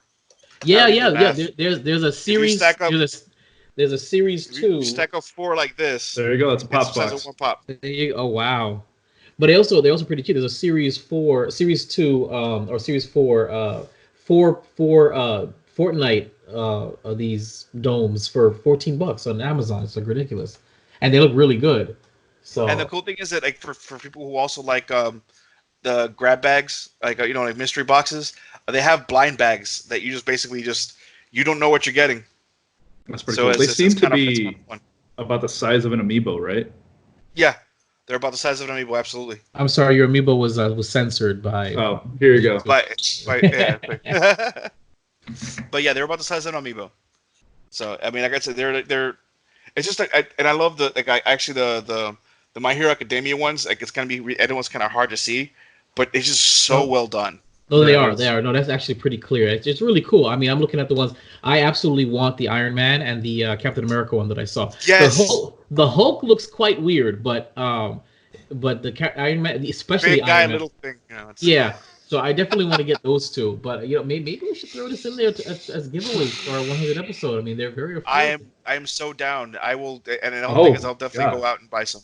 Oh yeah, these are very affordable. Hulk looks like very malnourished. He does. He looks kind of weird, but Iron Man, they took care and love into Iron Man. Like, okay, yeah, Hulk. No, look at him again. He looks like a fucking dude in cosplay. Yeah, exactly.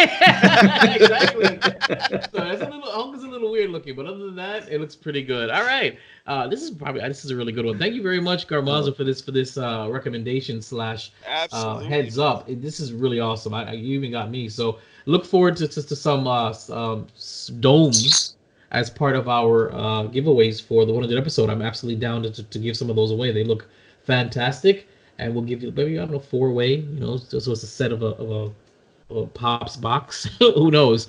All right. Final thoughts before we move on, Garbanzo. If you like Pops, definitely check this out.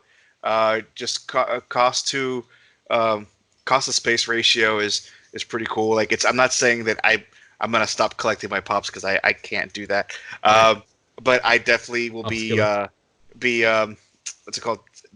Enjoying a nice combination of a new addiction. What you'll do is you'll create your stackable domes, and you'll stack them around a Pops box. Yeah, basically, it's gonna be like a wall of domes, and then exactly, Pops and then in the background. Or like something or mix it up, make little outlets, put them right into each one. But actually, no. Your final thought was domes send us free stuff. Absolutely. Yes, that's it. All right, so. All right, we're going to move on to Anime Animation Invasion, like we told you guys every episode of Season 7 until it ends. Star Wars The Clone Wars Season 7 review, A Distant Echo. Just real quick, I will just say that I enjoyed the episode. I know some people have seen this before as previs. I mean, it was out there. It's no longer there anymore on StarWars.com. I, however, didn't see it. So everything that I'm watching now is new to me. I didn't even know about these episodes, per se. So I enjoyed it. It was good to see some lightsaber action. I actually do appreciate that they waited till episode 2 to get any lightsaber action. What threw me off, though, was how what is continuing to throw me off is how ineffective these droids are. Oh my god! I mean, it's like Star Wars Rebels level of ineffective. Like, what are you shooting at? Okay, so no spoiler alert. There's a close quarters battle between Anakin. And oh my God. How are you missing point blank range? Not even that. Not even that. While one was shooting, yeah, you could have shot him in the back. The other guy did not shoot. Nothing at all. That I didn't get it. That didn't show how. I understand maybe Anakin froze it or he could block them both, but it did nothing. And I was like, I'm watching this like this makes no sense. I maybe, but holy crap! You have them shooting in a room the size of a living room. Of a small living room, and not even missing and hallway and missing them at point blank range. They're fucking droids. How are they missing? Exactly. That's what I'm saying. Okay, did you see? I like that a lot. In the Mandalorian, the fucking IG unit. Yeah. Did you see how he just every he's a fucking computer, shot landed. and how is he gonna like? Listen, in modern day military, we have anti-rocket, anti-missile, laser guided guns, not human operated. The laser points shoots like 1,000 rounds, and they all hit. How in the hell in a galaxy far, far away, within like 3 feet of each other? Yeah, 3 feet. Oh my god! Listen. Like the phalanx is a great example. That thing just aims. Done. Let's just say he didn't aim. He didn't aim, right? If you're at 3 feet, you don't have to aim. Put it on your chest and fire. Yeah. It's gonna fucking hit the thing in front of you. Yeah. At least the shoulder. You know, it's like, damn. No, I couldn't get over that. Go ahead. Sorry. No, that's it. I mean, it was a great episode, in theory, but I could not get over. I was yelling at the screen. How are you missing? And it really ruined the episode for me, only because I saw a lot of that the first episode, but at least it was a little different. It was kind of cool, but this time it was really in your face, and that was. And I think it's more because they introduced those pretty badass droids. Yeah. And they didn't do what you're saying. Also, I think as we get older, it's hard for us to suspend the disbelief. But that's a lot of disbelief right now. No, I know. No, trust me, I know. But lot of disbelief. Like if you look at something like the Clone Wars movie, my God, those drones had the worst aim. Yeah. Like like a line of 1,000 drones, and you see the lasers just going in every direction, but at what they're firing at. So it's one of those things. Like the more we see it, it's like, oh, okay, yeah, they're just gonna miss because they need to. I have a theory. Okay. What if the reason why was because as those were series 1 and they were still kind of as they walk, they still had not been able to cause the gyroscope to, hence why the super battle droids, they would stop. How they walk differently when compared to the other droids were kind of like, they're kind of bouncing around, Roger. Okay, so I don't know. I'm trying to find some kind of feasible reason. These droids had like an overhead blaster and 2 blasters on the side. Yeah. I mean, like, God, one of them's gonna hit. One of them has to hit. Honestly, I thought Wrecker would have died in this episode because he was gonna get shot for rushing. He literally rushed into 20 droids. None of them shot him. Yeah. He just started. Okay. This bothers me especially because I've been in close quarter combat, and it's like, how in the hell are you able to come up to a droid, stab him, and his homeboys just look at you? It's almost as bad as Game of Thrones when Arya comes. You see the other White Walkers look at Arya, and they let her stab the Night King. It's like, spoilers. Do something.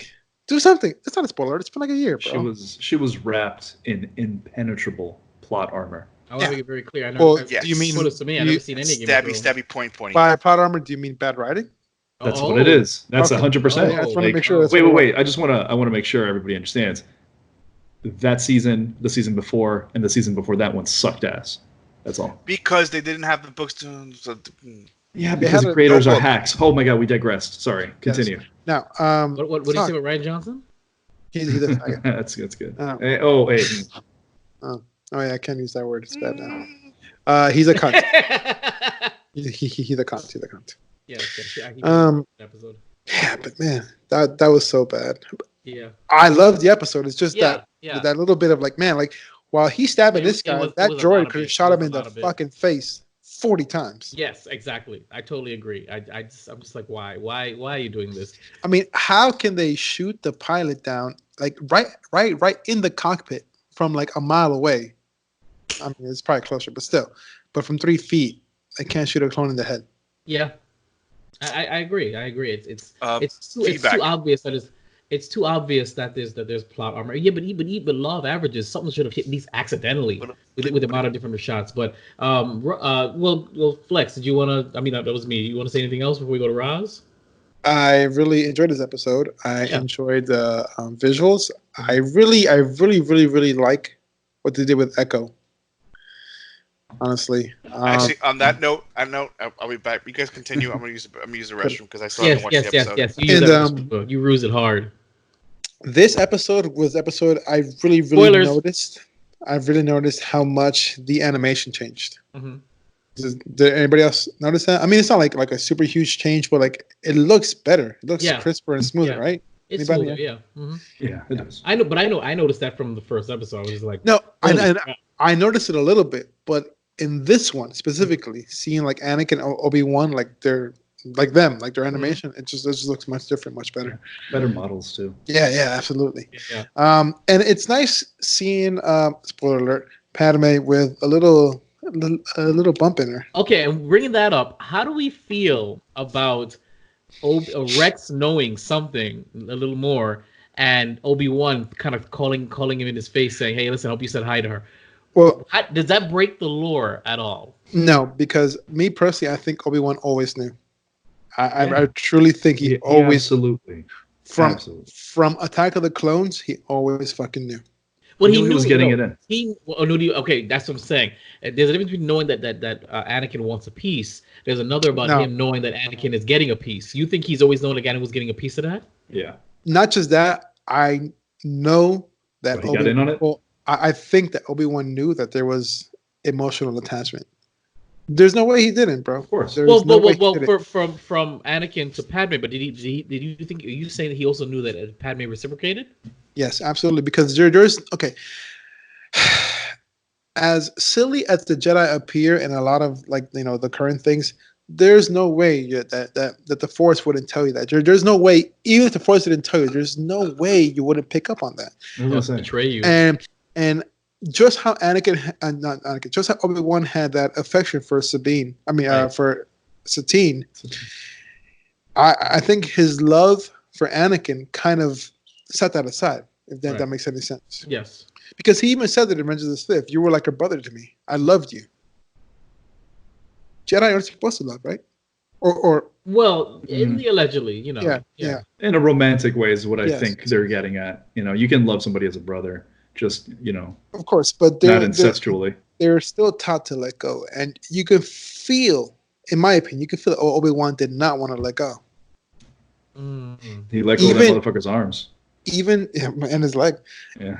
Even so, by sticking, and watching over Luke, that's him not letting go. Right. Because he loved Anakin, and there's no way he did not know. I mean, again, just my opinion. Right. No, headcanon, right. There's no way he did not know that the person he loves so much and considers a brother had those feelings for Padme, and Padme reciprocated. There's no way. Maybe in the beginning of the Attack of the Clones, where she was kind of snotty against it, but as soon as they walked in to Geonosis and to the arena, and he saw them together after told him not to come after him, you could see in his face that he knew. He fucking knew. As soon as they walked in together in chains to Geonosis, he fucking knew. Roz, episode 2, A Distant Echo. Oh, I didn't see it. Oh. I saw one. We just ruined the episode for you. Not a big deal. It's all right. Snap. Okay, actually, we did it. It's not that. Oh, yeah, well, I know. It won't get good until the second half of the season. That's how it works. Right. Okay. Yeah, don't worry about it. I have no idea. Sorry, but it was a good episode. I look forward to the next episode. I'm quite curious about how this arc is going to end. I am. Is this it, by the way, for the show? Yeah, this is the last season. Apparently, I don't know. They might bring it back because why not? Shit makes money. Yeah, it does. It does. Do some Lost Adventures or something. I don't know. Side stories. Exactly. Garbanzo, I guess you and Roz will watch it, and you will give us a recap of episode 2 with episode 3 next week. Then, okay? Sure. All right. I like the way that sounds. Too bad you're not doing any more watch parties at your house. All right. So moving on, we're gonna go to the question of the day. In what ways would you kill Wolverine? Now, Wolverine is a fictional character appearing in American comic books published by Marvel Comics, mostly in association with the X-Men. He is a mutant who possesses animal keen senses, enhanced physical capabilities, powerful regenerative ability known as healing factor, and 3 retractable claws in each hand. This is your question, Darflex. Explain. Okay. I want to start by saying the reason I asked is because I'm not well versed with Wolverine as far as the role of the character goes, as far as his mortality. The rules of engagement. No, it's not the same thing. So,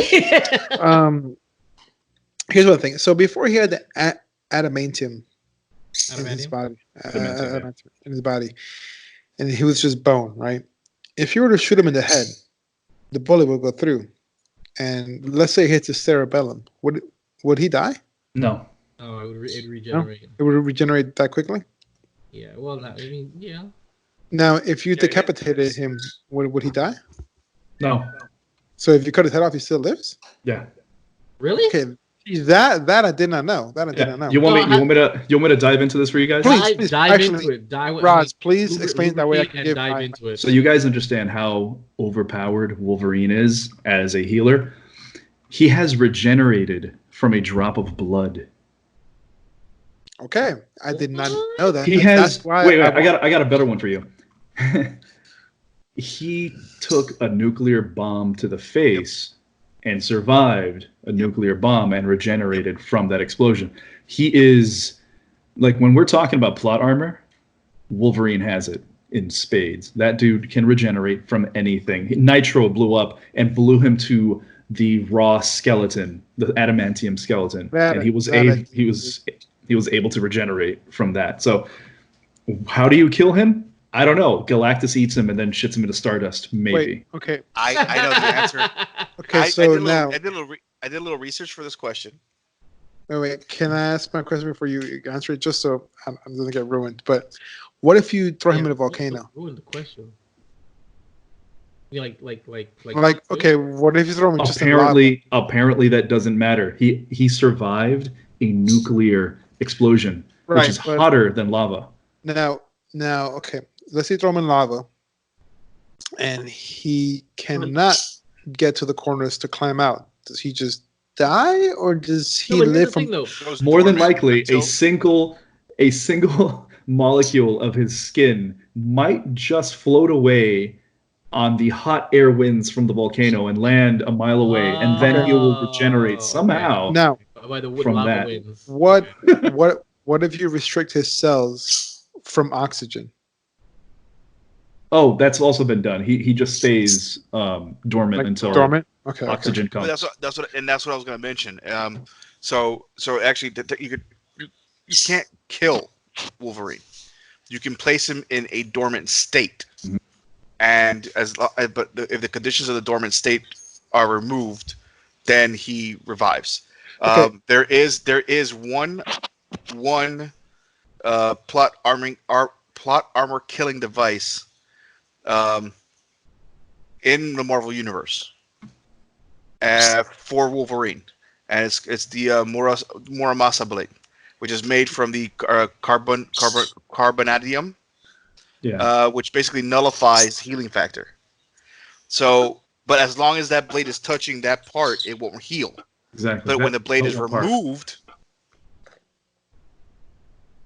Now, okay, another question. Okay, so wait. Maybe if we get a giant. All right, bear with me. I got an idea here. Let's say we get a giant hydraulic press, maybe 50 feet in diameter. You put Wolverine right in the middle, and that's actually made from carbonadium. And then you smash him down into a thin layer, like a layer of jelly on toast. Yes. So every single cell is being touched by it. Maybe then. At the same time. Yes. Maybe then you have stopped Wolverine. That is the one from regenerating. Right. But then if you remove the press, but you said if you remove the press, he'll then regenerate, right? Listen, that's the best I can do, man. Now, okay, so let's say you chop his arm off. Does that arm regenerate? The part that has the most Wolverine is what regenerates. Okay, now if you were to break him up into equal parts by volume or mass, however you want to measure it, spontaneous part will be picked to become Wolverine. Okay. So with what you've explained to me is that the ending of Logan, the movie Logan, is not really the ending of Logan. That's just one iteration, one writer's version of Logan, because there have been different versions. Like adamantium is poisoning him constantly. That's what technically slows down his healing factor, because when before he got the adamantium put in, and again after Magneto pulled it out of his body, his healing factor went back to what it is, which is he could just regenerate almost spontaneously, like instantaneously rather. Okay. Like, so is there any iteration or any comic or any multiverse where he can't be killed, and how so? oh yeah, like the Marvel Zombies, he gets eaten. Okay, well yeah, and actually, he was also killed by He doesn't die in by Deadpool. Kitty he's killed by Pryde. Deadpool. He's been killed by Punisher. Like any Garth Ennis comic that has Hulk killed him, right? well, no, Hulk ripped him in half. How did Deadpool kill him? Well, they did have in 2014. I did believe that there was a Death to Wolverine series, and then kind of how that whole worked out. But So wait, so how did yeah, Deadpool kill him? how did Deadpool kill him, and why? Like he wanted to suck his dick, didn't he? Like he's just all up on his nuts. how he it killed him? was Deadpool kills the Marvel Universe. Right. I have that Killed book, but okay, so he actually dies. In that one comic, That's Right, well, that's actually a very good comic because at the end he looks at you, and you're next. Yeah. Is everybody yeah. Yeah, no, and I remember that the end of that one. I like how he kills Peter, but okay, that doesn't matter. Which is pretty much anyway anybody can kill fucking Spider-Man. Shoot him in the fucking head. All right, but okay, so what is the most normal way Wolverine has been killed? If Extreme incineration by Sentinels in the Days of Future Past. yeah, that was one time he didn't regenerate. is that is that similar to Volcano? Yeah, basically. Yeah, it was basically just, again, it depends on the writer. That writer at that time wanted a sentinel laser to be enough to vaporize him. So let's say in that sense, then, if you have a wide enough volcano, you can drop him in there where he really wouldn't have a chance to get to the edge of it and climb out. Oh, I mean, So, just anything hot enough, put him in an oven for a long time. Well, you just drop him in the sun and that's it. Like, you're like Yeah, sure. Also, I thought the sun wasn't real, but huh? What? No, the sun is real. It's just not. Oh Jesus, no! huge Don't and- get him started. I'm kidding. I want to go. I want to go eat soon. yeah. He also been that's drowned. right. He's been drowned before. Yeah, but so in this, if just passed, they pull him out. He's just bloated. So again, if he has no oxygen, he's just in a dormant state. Mm-hmm. Okay. Let's see. Coronavirus. Yeah, that'll get him. Okay. Yeah, absolutely. Allegedly. Hey, they're up to 5 deaths in Washington State. Once you spray him with Yeah. Lysol, Six as of now. I just read I was looking at CNN. 6. But actually, another thing I will say though is, if you have a mutant like Leech who can nullify someone's powers, that Rogue? will kill him. Is that the chick from the Wolverine? Could Rogue kill him? No. Rogue. Well, That's a good question. She'd suck out all his life force. I wouldn't. No, it's already been written. She can't. Okay. He'll pass out. He'll Could- pass out forever, could- but until she takes her hand off of him. Is that what it is? Now, Basically. here's one question. Now, his cells regenerate, but the adamantium does not. Correct? yes. Yeah, So- the adamantium is just the metal Now- in his body. Could Magneto compress him into a ball? Yeah, then he'll just regenerate out of that. Well, Magneto actually took out. And Yeah, that was ripped it the out. No. that But killed him. like, okay, so he took it out, and Leech killed him. So now he leaves the adamantium in his body. He compresses it into a ball in his midsection, Okay. Crushing all his bones. crushing all his bones. His bones will regenerate, but then he has a very heavy mass in his midsection. I don't know. He Now, pulled it out of himself. He probably cut it out of himself. Now, and regenerate. what if he takes all that metal and puts it not around his brain, but inside his brain, separating all the parts and hemispheres of his brain? Would you think that would affect him? He loses memory again. Yeah. Again. Yeah, but, okay. So how much do you agree there's enough adamantium in his body to pretty much separate his brain from actually being a functioning brain to where he would be pretty much a vegetable? Do you think that's possible? Wouldn't it just regenerate then? No, because so he gets the metal and he just creates a bunch of chambers inside his brain and just splits the brain into like 1,000 pieces. Mm-hmm. Yeah, technically, he's not destroying the matter. He's just separating it enough where it doesn't connect. So we're not killing him. We're just neutralizing him, basically. Yeah, at this point, it's the same thing. Again, I want to reiterate. But there's also one thing you guys also forgot. Yeah. Infinity Gauntlet. Thanos but that's not. Yeah, but before we go down that road, remember magic being a thing. Somebody could, any one of the powerful magic is you could just say, "Hey, you stop being you," and then you don't exist. I mean, I personally think yes, Scarlet Witch could definitely do that.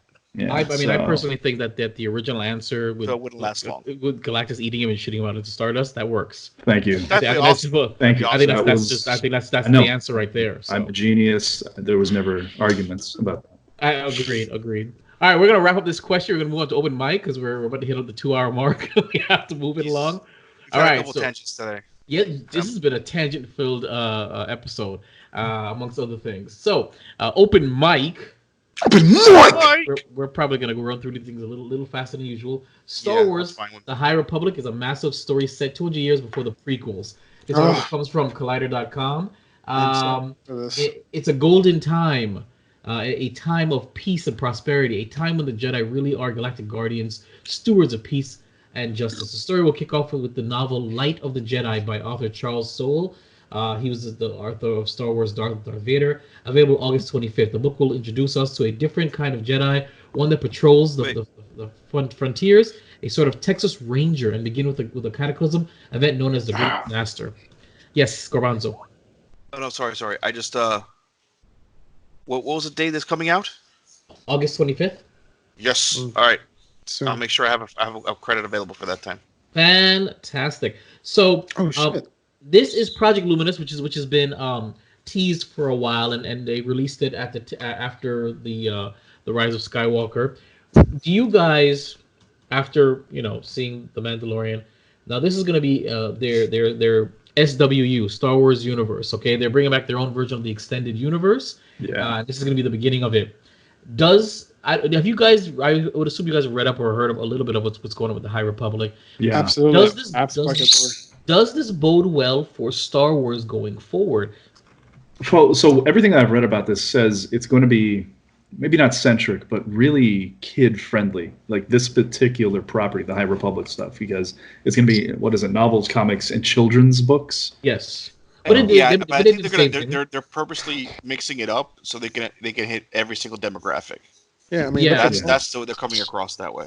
Yeah, but it's no different than what they've been doing right now with the supplemental material. There's kid stuff. There's adult. Yeah, that's what I'm asking. I don't know if they're gonna. So from what I've read, it's gonna be across the board. It's gonna be video games, comics, novels, but not the thing though is that not necessarily any movies per se. Yeah, that's what they're saying. That is that this is gonna be they're gonna build a universe and then maybe a movie will come out of it like an Avengers movie where all these different characters in different locations all come together and maybe. But for right now, it seems to be a strictly web novel, comic book, interactive web stuff, and video game property for the High Republic. I hope so.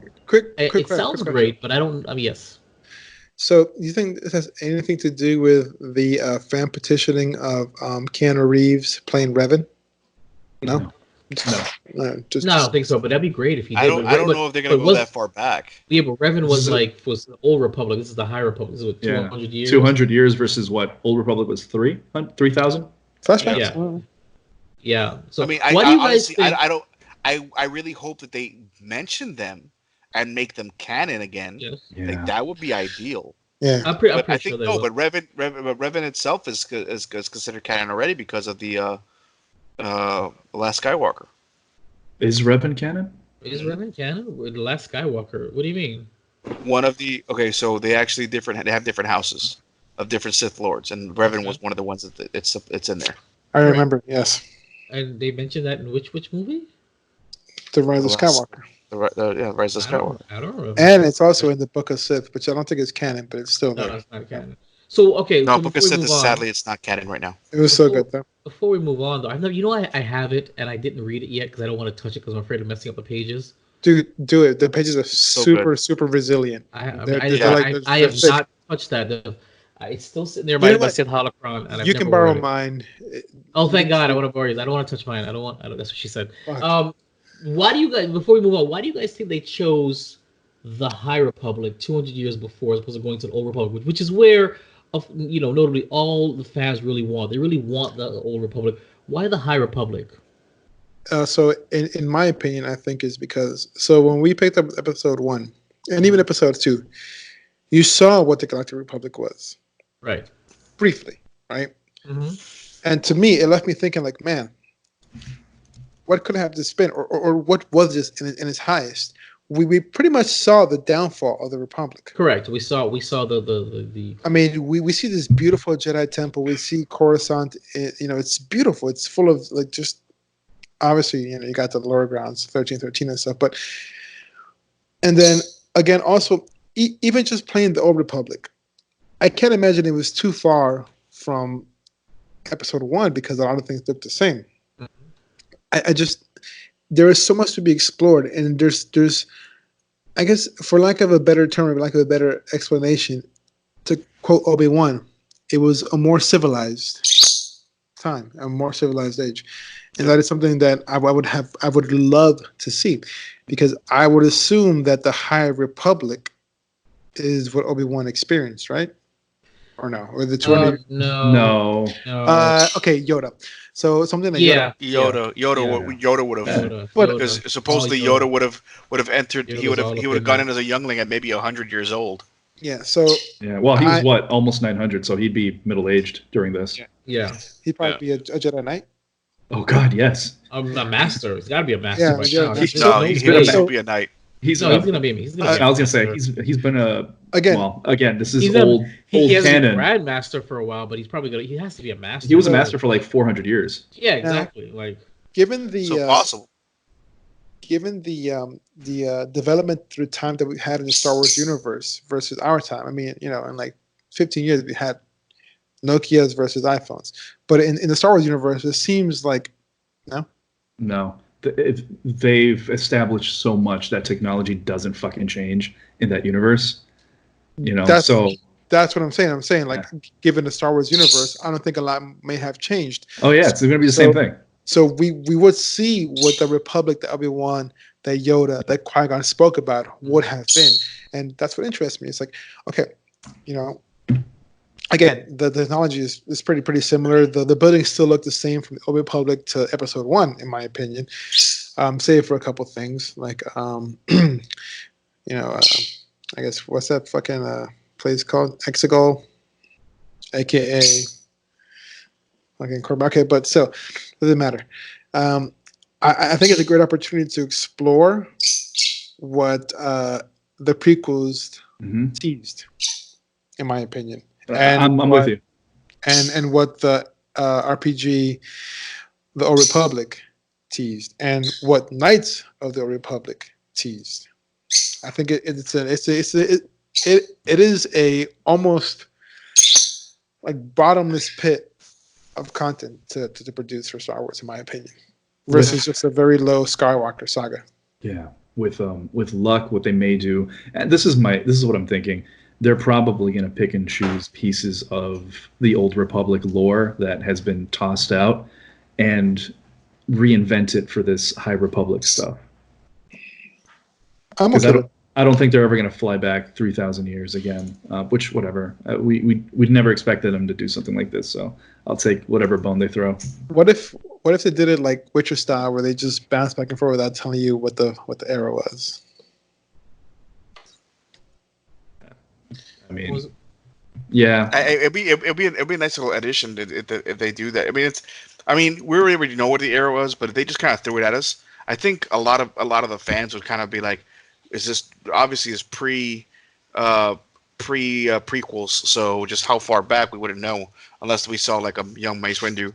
But I will say this though, Darth Plagueis. Oh yeah, maybe even Venomous. Darth Plagueis the Wise. Well, I mean, I agree. I just think the reason why they chose 200 years before is, simply put, it's uncharted territory. They can make whatever they want, and fans really don't have much from the extended universe to complain about. If they went to the Old Republic and changed things, fans would have had a hissy fit if it wasn't almost exactly the way it was in the original extended universe. So I get why they chose it. That's just logistically why. Yeah, I agree. It's an open sandbox. They can do whatever they want. As long as they reference the past, to appease the fans. They get to tell whatever story they want as long as it doesn't, break And the lore. here's one thing I would love to see that I've always wanted to see sadly how they come to fruition is even just a flashback, like a small arc of a flashback with Darth Bane. Darth Bane is by far my fucking favorite Sith Lord ever. I don't know. We'll see. But gentlemen, sadly, I must head off. Please enjoy the rest of the series. I will say this: the issue with Bob Iger, we still have him around for a little bit more time. So I definitely would like to talk about that next time around. And yeah, let's save it for next time. Well, no. You guys definitely talk about it now, and I'll just give my 2 minutes later on. But God. I gotta go and take care of a couple things. But love you guys. Love everybody. If you guys want to get a hold of me, it's easy. Actually, I'll let Darth Flex plug me later. Garbanzo Polo Bear on Grindr. That's horrible. Fix it. Sorry. Horrible. All right, BEANTKE278 at IG and on Twitter. Did I break it? And also, I can't believe you broke that.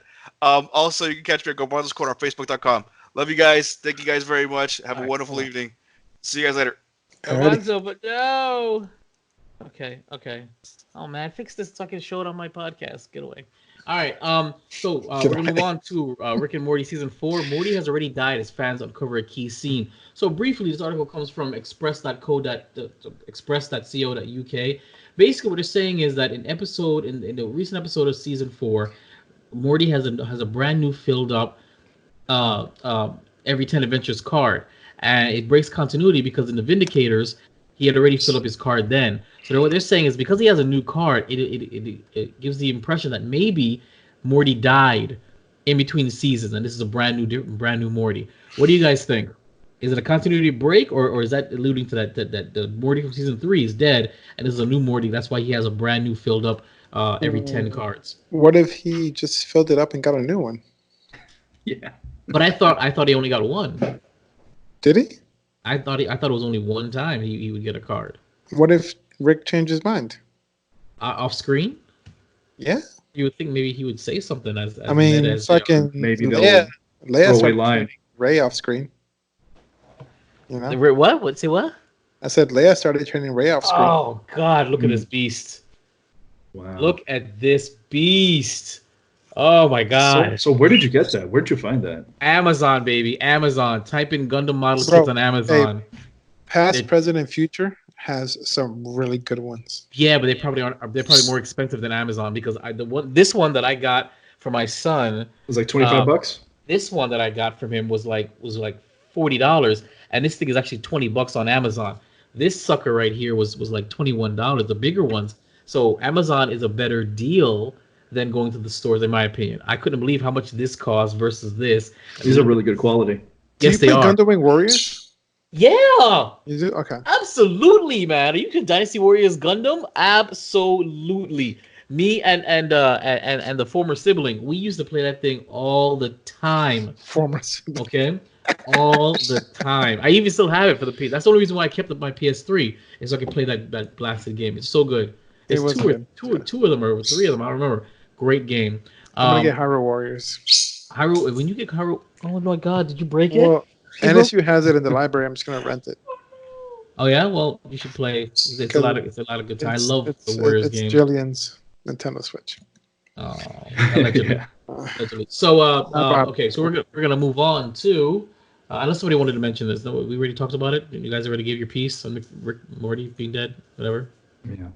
Fantastic. All right, we're moving on to Masters of the Universe animated series release date, cast, and plot. This comes from Looper.com. The Castle Grayskull is preparing for a new renaissance. The beloved cartoon series He-Man and the Masters of the Universe is putting together a multimedia comeback for the new decade and leading the way to its new series produced by Kevin Smith entitled Masters of the Universe Revelation. The announcement came as a big surprise in August of last year when Smith and Representative Mattel dropped the PowerCon in Anaheim, California to reveal the series. The story will pick up... Do I hear something in my ear? What is that? That's weird. It'll pick up where the series left off in 1985. It'll be original 3D series with 3D remake, language and whatever, blah, blah, blah, blah. I'm trying to see. It's going to be released, PowerCon, since major casting list was released on February 20th. 2020. It's a good chance of debuting sometime this year. Also unclear as how many episodes will be in it, but it should be noted that IMDb lists Revelations as a miniseries, which implies there will only be a single season. The cast of the Revelations. Well, you guys can read this. You can go to looper.com/ That's it, looper.com. What do you guys think? We've discussed this in the past. I mean, I have no real interest or childhood attachment to He-Man and Masters of the Universe, but I know you guys, or at least one of you did. I did. I actually enjoyed it. I saw it in Spanish when I was in Colombia. Yes, you did. It was pretty good, man. I really enjoyed it. Honestly, to me, I watched it again. The original ones, it doesn't hold up as much, but I am excited for the new ones. Hopefully, they do it justice. I gotta say, for the cast, Mark Hamill for Skeletor, perfect. Oh yeah. Like, he's gonna rock the hell out of that. Yeah. But so did it say? We can't hear you, Roz. I said this will be great. Is it going to be on a streaming service? I don't know if I missed that. On Netflix. Netflix? Are they going to release the original He-Man on Netflix, or is it already out there? Not the movie, but Dolph Lundgren, but like the cartoon. Yeah. I actually don't know. They definitely should. I mean, I would definitely binge watch it. Again, just for the sake of it. But like you said, man, does it not hold up? It does not fucking hold up. It's actually really, it's really bad. But I got enough of these that I can just. Yeah, I know, that's right. It's like Masters of the Universe, He-Man, Thundercats, all those shows from that time. Like, fuck, they don't hold up. Do you know what I still like though? Like the Beastmaster. That's pretty good. Well, the movie? Yeah. Oh yeah. Yeah, I love Beast Wars. That was a great show. Not Beast Wars, dickhead. Beastmaster. Beast Wars. All right, we're gonna move on to the Dark Crystal Age of Extinction gets a new creative team in May, and I'm so sad by this article. This article comes from comic.com. I thought this meant the Netflix series. No. Me too. Yeah, Boom Studios announced today that they have recruited a new creative team for the next story arc of Jim Henson's The Dark Crystal Age of Resistance, a 12-issue comic book series based upon the story from Netflix series. The Dark Crystal Age of Resistance writers Jeff Addis and Will Matthews. The series, the latest collaboration between Boom and Jim Henson Company, is a prequel to the beloved 1982 film directed by Jim Henson and Frank Oz. Besides providing a tie-in to the popular TV series, Jim Henson's The Dark Crystal Age of Resistance is designed to introduce the untold histories of key characters of the show.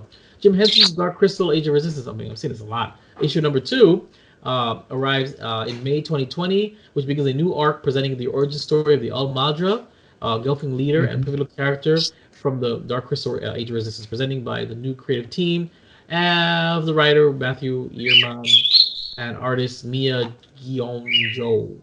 So yeah, there you go. So anybody who actually enjoys the comic, and I really should look at the comics because I really love the Dark Crystal and it's supplemental material. I would have preferred like audiobooks or something, to be honest with you. That's what I would have preferred. I just don't have the time to sit down and read. There's only one thing that I sit down and read right now, and that's Invasion of WrestleTopia. How about this? When we do the Geek Bros Airbnb episodes, me and Garbanzo will bring our comic book boxes. Okay. And one of those will be the Dark Crystal, and you can go ahead and read those and review them as well. Oh, that sounds fantastic. By the way, Roz, planned this before you came on, but eventually we're going to get an Airbnb just for a weekend where we just sit down, bro out, and get a bunch of content. Yeah. Locally, of course. We're not going anywhere far. It'll be here in, Broward County. That'd be cool. Yeah, I can't wait for that. It's tempting, but thank you. And never. Anyway, don't knock it. Don't knock it yet. All right, so we're gonna move on to as we blitzkrieg through the open mic. This article comes from CNBC, but everybody knows Bob Iger steps down as Disney CEO effective immediately. What the fuck? So let's talk about this real quick. How do you guys feel about this, and what does this mean? Who's at fault? Oh, he's been stepping down since early last year. So well, yeah, but he there wasn't like I'm going to step down in 2020. I'm stepping down today. Now that's it. Like out of nowhere kind of thing. I don't think. What was the final? What was the straw that broke his back? Man, I don't know. Like Disney's been doing better than ever. So I think this actually might just be him saying I'm fucking done. What's really worrying is his replacement. Well, yeah, he was the CEO of the parks or something like that, and Parks Bob weren't doing too well. So Bob Chapek, The reason, and if like you go to like the Disney subreddit or like the Disney Parks forum and shit like that, everybody's losing their minds. Everybody's like on life support now because Bob Chapek is universally hated by people that like the parks because really his goal has always been samification. He wants all the parks to be very similar to each other. He doesn't want the parks to have anything that's too extreme or too scary and things like that. You know, individuality, really. Yeah, individuality is kind of goes against its tenets, which is interesting because like Disney, I forgot the rename, but Disney in Europe, the parent one that used to be called Paris, is very unique. It's very different from the other parks. Same with the ones in Asia. Thankfully, the Asian ones are all held by companies in those countries. They control the actual parks, but you know, wow. Disney World, Disneyland, he wants to basically find a middle ground where they're just not unique. Really? Yeah. I don't. But he's also been the reason that the park prices have been flying up. Interesting. I think they've had a 30% increase in the last 2 years. It's a wild number. We should kill him. Darflex, how do you feel about Bob Iger stepping down immediately, effective immediately, almost like how Swamp Thing was canceled immediately after the first episode? Oh, because it was too good? Yeah. I honestly don't know enough about it, but after what Raz said, specifically with the park prices, what the fuck, man? Yeah, right. That's really all I have to say. I mean, honestly, again, I don't know enough about it, but what the fuck? Yeah. Do you predict doom and gloom for the Keepin Entertainment brands owned by Disney, Roz? No, not at all. Because he's a CEO? Mm-hmm. Not at all. He won't be able to damage it. You know? Well, I mean, the buck stops with him. He can veto anything too much. What if? But he's not stupid though. He's not stupid. Yeah. Why would he rock the boat? I mean, that show is almost pretty much carrying Disney Plus on its own. Oh, The Mandalorian, yeah. Yeah, I mean, Clone Wars is fucking, great. But yeah, that's only one season. Yeah. Mm-hmm. I mean, if it wasn't for Mandalorian after Clone Wars, I would have canceled it. True. Because I've already watched all my nostalgic movies and shows on Disney Plus already. I haven't watched a thing on Disney Plus, but really, dude, but The Mandalorian and same. Star Wars. Really, that's the reason why I have it. I went nothing to else. Tales, The Adventures, everything. Nope. But like, if it wasn't for The Mandalorian and Clone Wars, I would have canceled as soon as the first season of Mandalorian was over. Wow. So yes, true. You're right. I think The Mandalorian is what was getting it. All right, well, let's move forward. We'd love to continue this discussion when Garbanzo's here because Garbanzo is a Disney shill, so he'll definitely have words to say to defend what's going on, and he'll give us the lighter side of the exit of Bob Iger. Garbanzo, we miss you. Moving on to Jurassic World 3 title revealed as shooting begins. This comes from comingsoon.net. Where do I find these websites? Jurassic Park World. Colin Trevorrow has taken onto Twitter to reveal that the film has begun on the third installment in Jurassic World trilogy, which is revealed the official title, final outing, blah blah blah blah. Dominion. Yeah. So it is Jurassic World Dominion, and there he goes. The thingy, Steven Spielberg and Colin Trevorrow return. Oh, Steven Spielberg and Colin Trevorrow return to executive produce Universal Film, and Trevorrow will once again be directing the next chapter in one of the biggest franchises. Blah. Here's the fun thing about it. I didn't know that Laura Dean, Sam Neill, and Jeff Goldblum are returning for this. Yes. In what capacity are they gonna? Is it gonna be like the another cameo? Exactly, like Fallen Kingdom. Like that was. I don't know. That was terrible. Like it was just they paid them for literally an hour or two on set and they left and just they ended it with that. Are they going to be real players? Are they going to be involved? And if they are, how is that going to work with Dice Bradley Howard's character and God, what is his name? I can't believe I'm blanking on Chris Pratt. Chris Pratt. Those are very different characters. They're not. I don't consider Jeff Goldblum or Sam Neill to be action stars. We're running around with them like that. You know what I'm saying? Like riding motorcycles. So what role would they can? But I don't see it. I don't see their characters like that. So just give me a Jeff Goldblum with a button-up shirt, pretty much halfway unbuttoned, sitting in a fucking Jeep. Is he still rocking it like that? I don't think so. No. Everybody's old now, man. I don't think that's what I'm saying. Is I don't want them to do with these legacy characters what Star Wars did to our legacy characters. You see what I'm trying to say? Yeah. Because I'm sorry, Jurassic World Dominion is gonna make bank now. Now that you're bringing back the old characters, that's gonna make bank. Everyone's gonna want to see this. But don't. I mean, it's bad enough that you broke up Sattler and Dr. Grant in part 3. It's bad enough, but I don't need you to ruin it anymore. Okay, so I'm just saying. Any thoughts about this, guys? That you were looking forward to? That you're not looking forward to? I am definitely looking forward to Rise of Planet of the Apes. So that's gonna be great. What's that? What? I mean Jurassic Park Dominion. Oh, fantastic! No, honestly, what characters they'll play, what they'll do, man, I don't know. I mean, they were more on the those earlier movies were a little more intellectual, cerebral, than action flicks. I mean, don't get me wrong, they were absolutely action. They had flicks. Actions, but you still it was thoughtful. It was thoughtful. But Michael Crichton was still alive at the time, and Michael Crichton, the writer of the book, he's a science junkie. He really wanted science to be front and center in those movies, just like they are in all of his books. Since his death, the movies have had a pretty stark decline because they don't focus on the science insofar as, well, actually, the only science they talk about is like DNA, combining it, super dinosaur. Yeah. Did you read the books?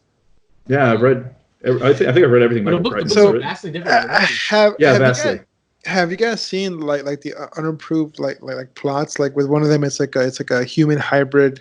Like a human dinosaur hybrid produced for the military and stuff like that. Yeah, that would have been sick. Oh, I see what you're saying. Yeah. Like, I mean, it was never produced, but it was crazy. That's gonna be for Jurassic Park 2. Yeah.